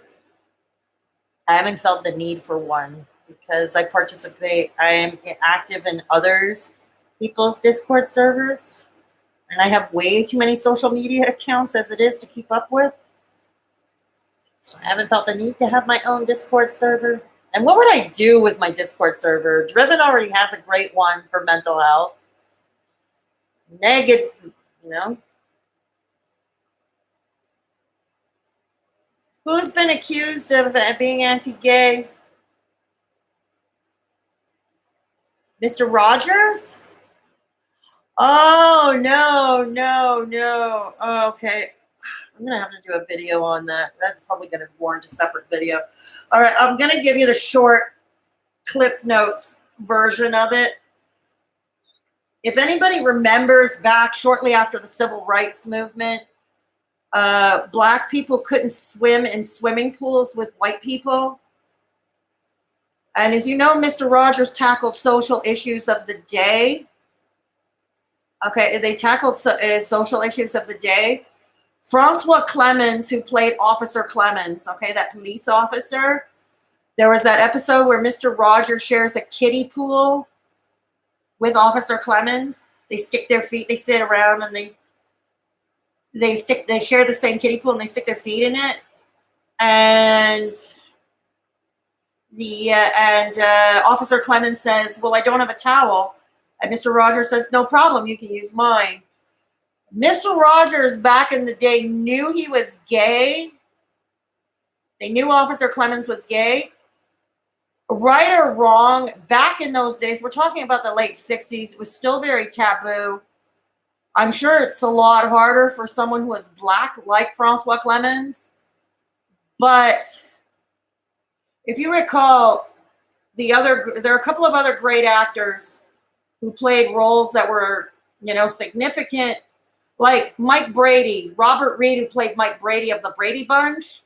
He was gay. Okay, and there were issues about him. I mean, anybody can see there was no on-screen chemistry between him and Florence Henderson. There was no chemistry. I mean, what kind of a show has 6 kids and a dog trailing them on a honeymoon, right? But Robert Reed, Sherwood Shorts, who was the creator, Robert Reed had to stay in the closet. And Rock Hudson, who is the romantic leading man in most 50s movies, he too was gay, and he had to keep it under wraps. It was the times. I'm not saying it's right by any stretch of the imagination. I'm just saying it was the times. Mr. Rogers himself was afraid if it slipped out that Officer Clemens was gay, and Francois Clemens was gay, he was afraid that parents would be writing in, having the show shut down. That's what he was afraid of. But no, and Francois Clemens, I don't know if he interviewed in that documentary, but I did see interviews with Francois Clemens. He said, Fred Rogers knew he was gay and he accepted him just fine for the show, but because he didn't want to be shut down, he didn't. Like I said, again, I'm not saying it's right. I think it's wrong. And then as a result, you had actors, these stars like Robert Reed and like Rock Hudson who couldn't come out. They even did the fake marriage on the show, but the relationship was beautiful. He was interviewed. His wife Joanne. Yeah. No, I know. No, I don't believe he was homophobic in real life. I don't believe he was. I'm not agreeing with, look, you got to keep it in under wraps, but that was the same way for many gay actors and a lot of them superstars. I mean, you can't, the character of Mike Brady, played by Robert Reed, you can't have America's dad, okay? That was how they put it in the interviews. You can't have America's dad being openly gay back in those days. You could not have a leading man. It's terrible that they made these people miserable. They couldn't keep them, They couldn't be open back then. It was just too taboo and they could not be open. 30, 40, 50 years ago, it was quite a different world. Exactly. Even 30 years ago, it was a different world. I went to high school in the 80s, okay? And there was a guy in my class, in one of my classes, who was gay. He didn't really hide it. I think most of us who were close to him knew he was gay, but it was never really confirmed. But he had to keep it under wraps pretty much. Even back in the 80s, he had to keep it under wraps. It's not nice. It was not nice for these people. I'm glad now they can be open. They can live out in the open. They can love who they want. They can love how they want out in the open. I'm glad it finally came. And it's like decades, like what took so freaking long? Yeah, the same thing with women. Exactly. Well, take Sister Rosetta Tharpe, for instance. They say Elvis was the godfather of rock and roll, the king of rock and roll. They say Elvis was the king of rock and roll, but the godmother of rock and roll, and it took many decades posthumously to get her into the Rock and Roll Hall of Fame, and that is Sister Rosetta Tharpe. She was a blues and gospel singer. She was a guitar prodigy from the age of 6. And she was a lesbian. She was a lesbian. Yeah. Yeah, I hear you. And that was terrible. It's like Sister Rosetta Tharpe, Tharpe. It took many decades later to get her into the Rock and Roll Hall of Fame. She was a gospel and blues singer back in the day. But hell, I mean, because she was a woman, she was black, and she was a lesbian, and she wasn't really open. She was even married to a man for a while. For a while, she was married to a man. Because, like, in her heyday, her popularity was in the 40s, right? Her singing was in the 40s, like precursor to rock and roll. Brazilian! It's good to see you. Hi. Great to see you, Brazilian. We're talking about music and rock and roll now. We're talking about Sister Rosetta Tharpe. Yeah. We're talking Sister Rosetta Tharpe. Yeah. So it took decades for her to get into the Rock and Roll Hall of Fame. And she was arguably the godmother of rock and roll. She played an electric guitar before rock and roll came in. As for Elvis, he couldn't even write a song. He never wrote a single song. Elvis Presley never wrote a single song. Don't get me wrong, there are a few tunes that I like from Elvis. When I used to DJ an online radio show, I used to DJ a blues show, and I used to DJ an oldie show. And I used to play Elvis if people wanted it. I had no issue with it. But Sister Rosetta Tharpe was the godmother of rock and roll. Definitely. The godmother of rock and roll. So, manufacture performers. Absolutely right, Hearts Love. If there's one music channel that's quite informative on YouTube, Rick Beato. I'm going to write his name in the chat. Rick Beato. You should check him out. He does videos like what makes a song great, and it could be any song. He's an old music producer, and it could be any song. He breaks it down, and you watch him, and you hear him break down each track. Okay, but he's had some issues because of copyright rules of YouTube. What else is new? But he would give a comprehensive video about a song and what makes a song great, and he would break down the tracks and explain why. It's mainly from a music teaching point of view. Check him out if you're interested. It's quite educational. You can learn all you want about rock and roll. Anyways, all this to say, Rick Beato did a video once. Nowadays, pop music is the same 4 chords. All the same 4 chords. I like videos like that. I watched a guy do something similar on piano. I just sub. To Rick Beato, yeah, great. No, he's great. It's a great channel. And the guy can use all the love he can get because like I said, he's run amok. He's had issues with YouTube because for teaching purposes, he is using copyrighted music, but for teaching purposes, I would have thought that would have fell under fair use or fair dealing, as we call it here in Canada. I would have thought that would have fallen under fair use, honestly, because it's educational. Anyways, like I said, the platform is demonetizing left and right for anything and everything. And as I mentioned at the top of this video, I'll mention again, Petty Page had to come up with her own glossary, her own little dictionary. And they have writers who write all the songs, it seems. Yep. I wanted to put a copyright song on my learning disabilities video because it has a sentimental value and I thought it was pertinent to the story. I'm not going to give away the whole video, but my first year in special ed at a regular school, but in a special ed class, we were still segregated. Mrs. Price, my teacher at the time, in the afternoon after lunch, it was nap time. She would spread out these fold-up cots in the classroom. I swear to God, these fold-up cots.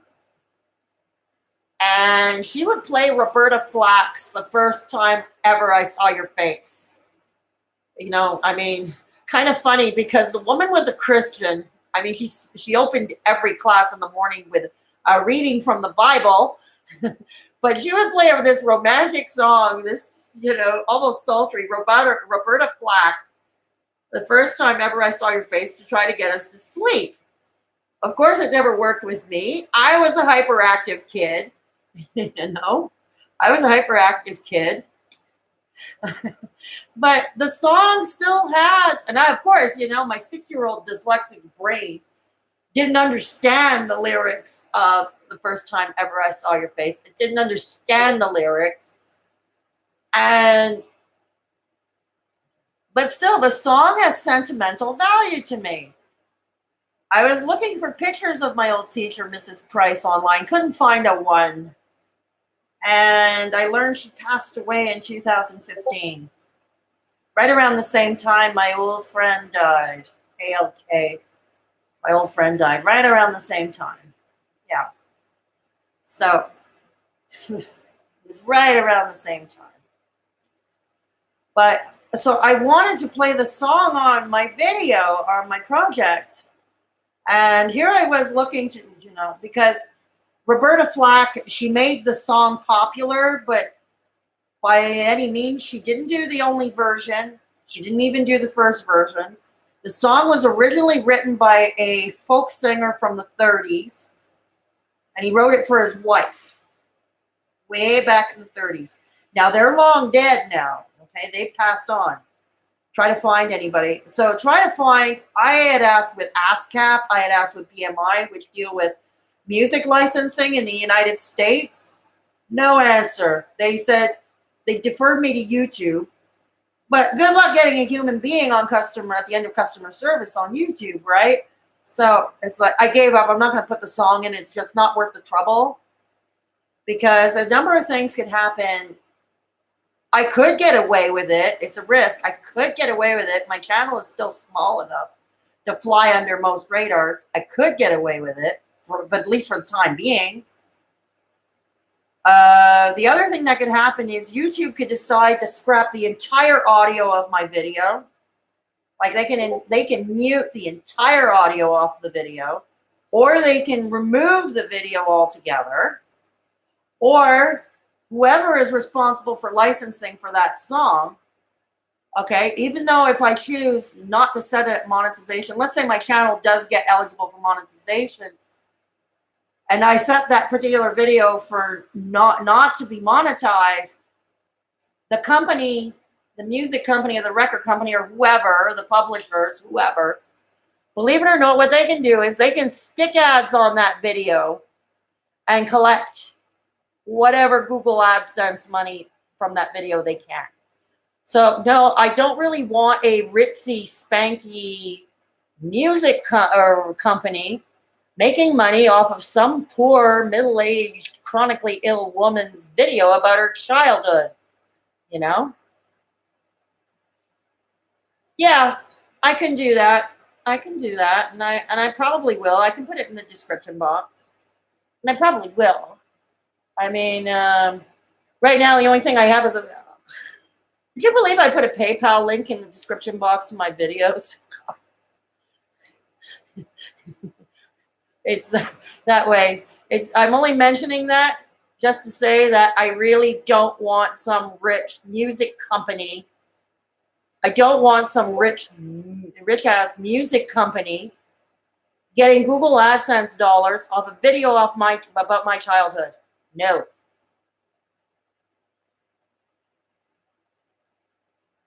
Yeah, they do. They do steal the money.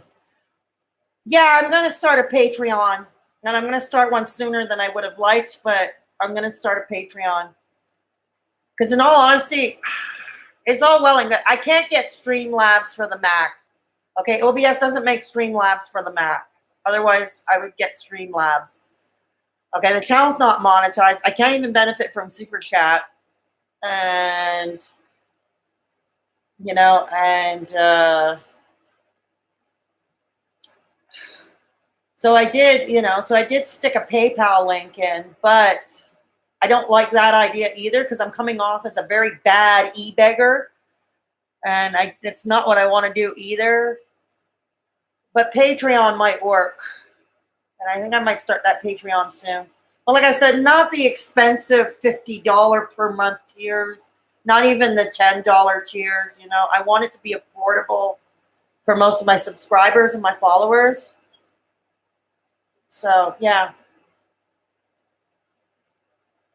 Yeah, I will do a Patreon. Don't worry. It's not going to be I'm not going to start with expensive tiers. I just have to figure out what kind of perks I would offer, you know, in exchange, what kind of perks. Since it will be a low tiered, I know I don't have to offer anything too elaborate, but, you know, you don't have PayPal, but I don't think it's bad. I love Patreon now. I didn't like it with big YouTubers when I first heard about it. Yeah, I hear you. It was the same thing around here. I had my issues with it. But I think I would feel better with Patreon than with PayPal, with a PayPal link. Which you know, it's like, I don't even mention it. This is the first time I mention it in a live or any upload. I have a PayPal link in the description box. It's the first time. Hopefully the last time. Because I'm not comfortable with it, you know. It was the same thing. I had a job, and one of my job descriptions. Okay, yeah, I'll do that. Yeah, one of my job descriptions, I worked for a nonprofit. This was 25 years ago, and I worked for a nonprofit. And part of my job was to call donors and ask for money, okay, for the organization. I had to call and call donors. Now, these were all repeat donors. These were people who donate regular or donated in the past. But still, I was like so uncomfortable. I'd have to call them in the middle of a business day at their place of business, asking for a donation for the organization. I'm like, oh God. It's like, no, Mr. Levy, don't make me do that again. Please don't make me do that again. No. For a college, cold calls. Oh God. It was bad enough. I called repeat donors. Okay, that was bad enough. Okay, that was horrifying.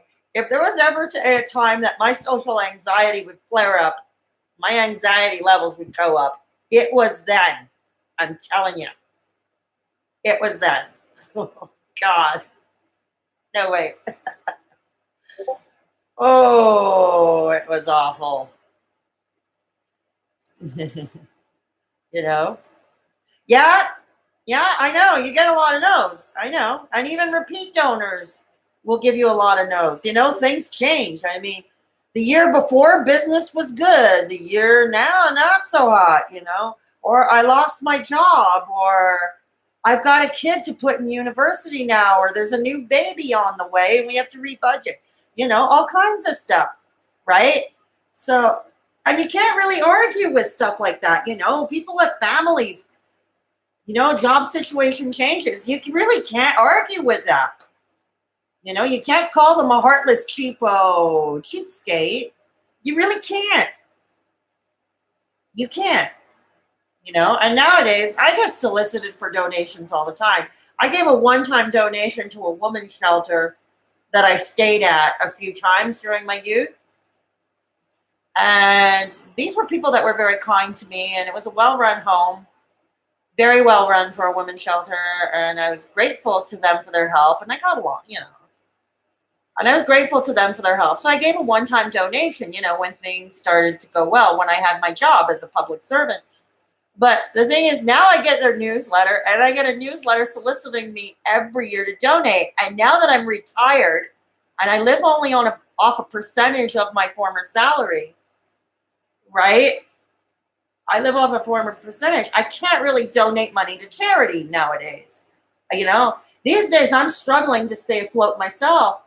There are things I'd like to spend money on for my channels, like I'd like to get the food channel getting back. I'd like to jumpstart that back again, STFC Kitchen Mishaps. I'd like to again, but that's more expensive production, and there are things I'd like to get. I'd like to get some stuff, for production. And, I'd like to get a decent microphone. Yeah, exactly. I want to, but I can't, and I don't feel right doing it, And now with YouTube, pretty much demonetizing everything. And, yeah, I'm going to start the Patreon. I'm going to start including that link to the Patreon. I'm going to start including that link to the Patreon very soon, as soon as it's set up. I have an account. I just haven't set it up yet. Yeah, so that's what I'm going to do. I'm going to take a look at Nicole's. I'm going to take your advice, and I'm going to look at Nicole's Patreon tiers, see what she offers. Maybe I can give an idea of what I would offer as a perk. Okay? And I'm going to keep it really super cheap, because I want it to be accessible to, I want my content, I want my stories to get out there, and I don't want it to cost an arm and a leg to most of my subscribers, my viewers, right? So, yeah, it'll probably be easier than carrying, it would be easier than carrying a PayPal link on my description box, although I suppose I can continue doing that. But I never talk about it. This is the first time I talk about it in a video. First time I talk about my PayPal link in my description box. Like I said, hopefully it's the last video that I'll do that. Last time I do that. I'm a lousy fundraiser. I'm a lousy fundraiser. The same thing, a lot of people kind of just pay what they are comfortable with. Yeah, exactly. Exactly. No, exactly. There are some I've seen, and I've seen some Patreon tiers, because I did go over some of the tiers of some of the channels I follow. And some of them have weird tiers. It's like, you have to be freaking rich. They're looking for, do you know? Ah, cool. Cool. Did you know there are some YouTubers, and I'm talking the bigger channels, okay? The bigger channels. But still, it's excessive if you ask me. They are offering a $50 a month tier, some of them even $100 a month tier. Oh, cool. That's so cool. Yeah. Did you know that? Huh. Oh, what's on Facebook? Okay, nothing important. What's on? Nothing important. Okay, nothing important. Okay. Yeah, that's fine. That's fine. That's fine. Ah. Yeah, it is a lot. I can't. It's too rich for my blood. That's too rich for my blood. Far too rich. No, can do. Now, I would not be offering that. I would definitely not be offering that. Like I said, I want my content to be affordable, to most. I do want my stories to get out there, especially now. I do want them to get out there. I'd like to produce the content where preferably I wouldn't have to borrow Petty Page's codified monetization YouTube language, because I'm not going to make any sense when I talk. And her list is growing, Overhauls on YouTube with Trisha and others with $30,000 hauls of designer clothes. Yeah, I know. And yet people love to view them because you know why? Because people want to be them. They want to be Trisha Paytas. Okay, maybe not with all her crying on the kitchen floor and all her drama. Maybe not. Or that whole sticking her face into a pizza thing. But they want to be her. They would want her lifestyle. Lifestyles of the rich and famous. That was an old TV show back in the day. Long before YouTube. Before Jeffree Star of the world. Before Jeffree Star was even born. There was a show hosted by an old Brit named Robin Leach. It was called Lifestyles of the Rich and Famous. And it was a hit. Because people could dream for about a half an hour or so. Right? And they want the lifestyle. They want the freaking lifestyle.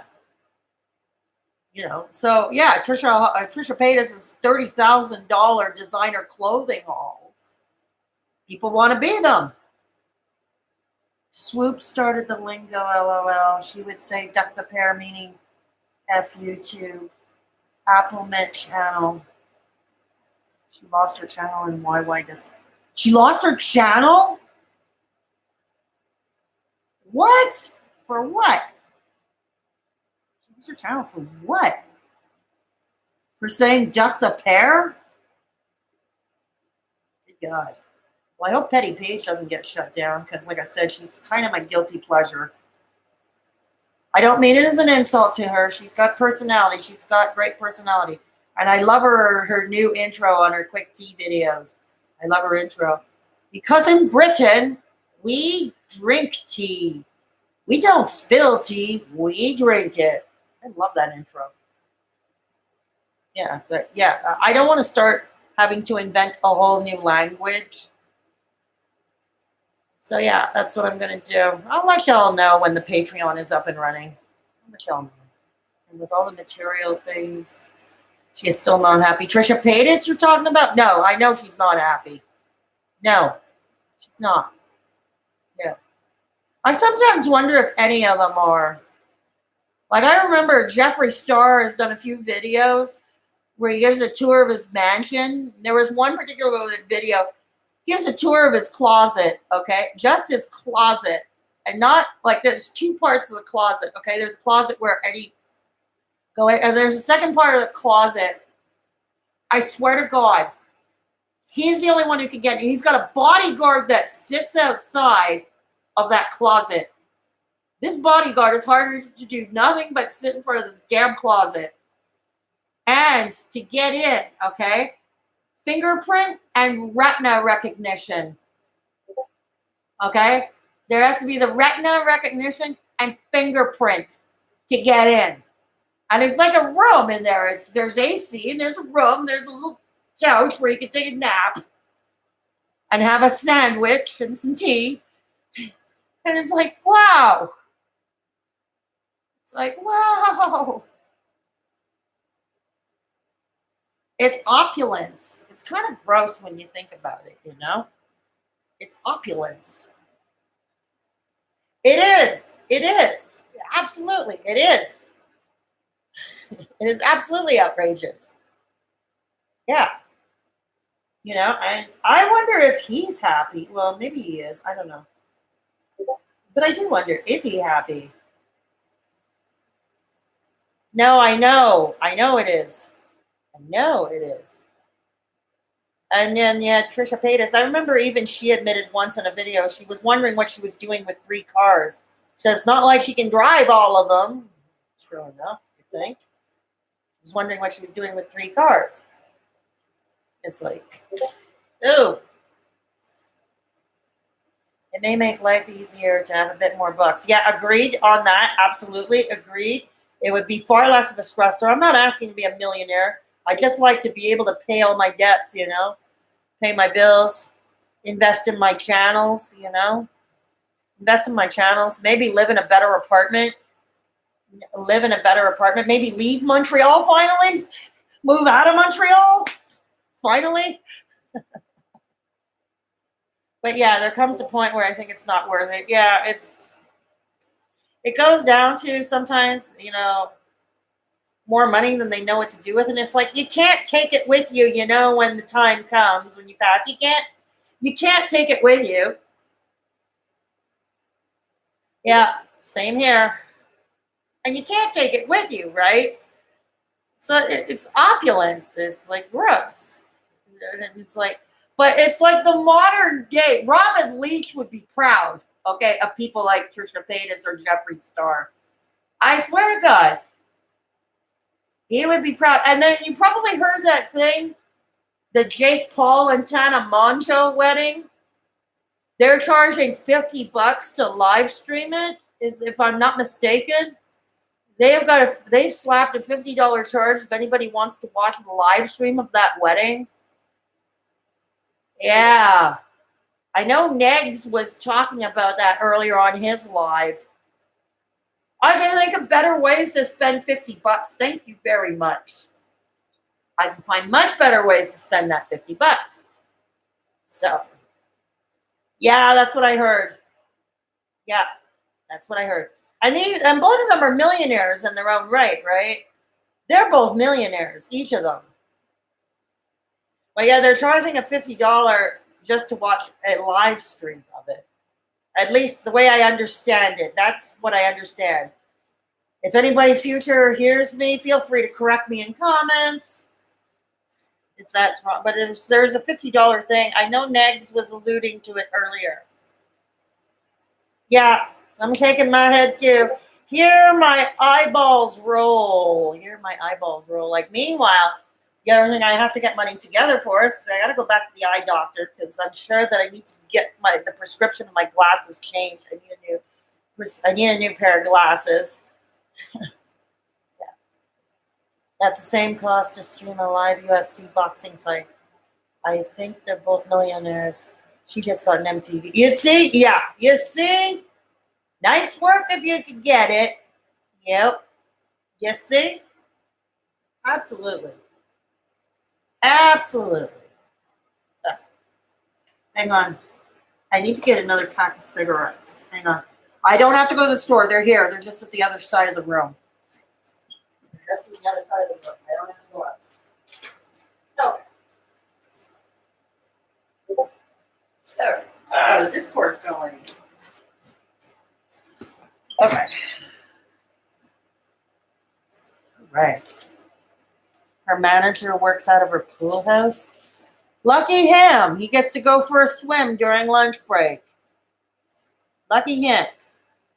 I swear to God, Robin Leach would be, if he were alive today, so I think he died long before the YouTube age.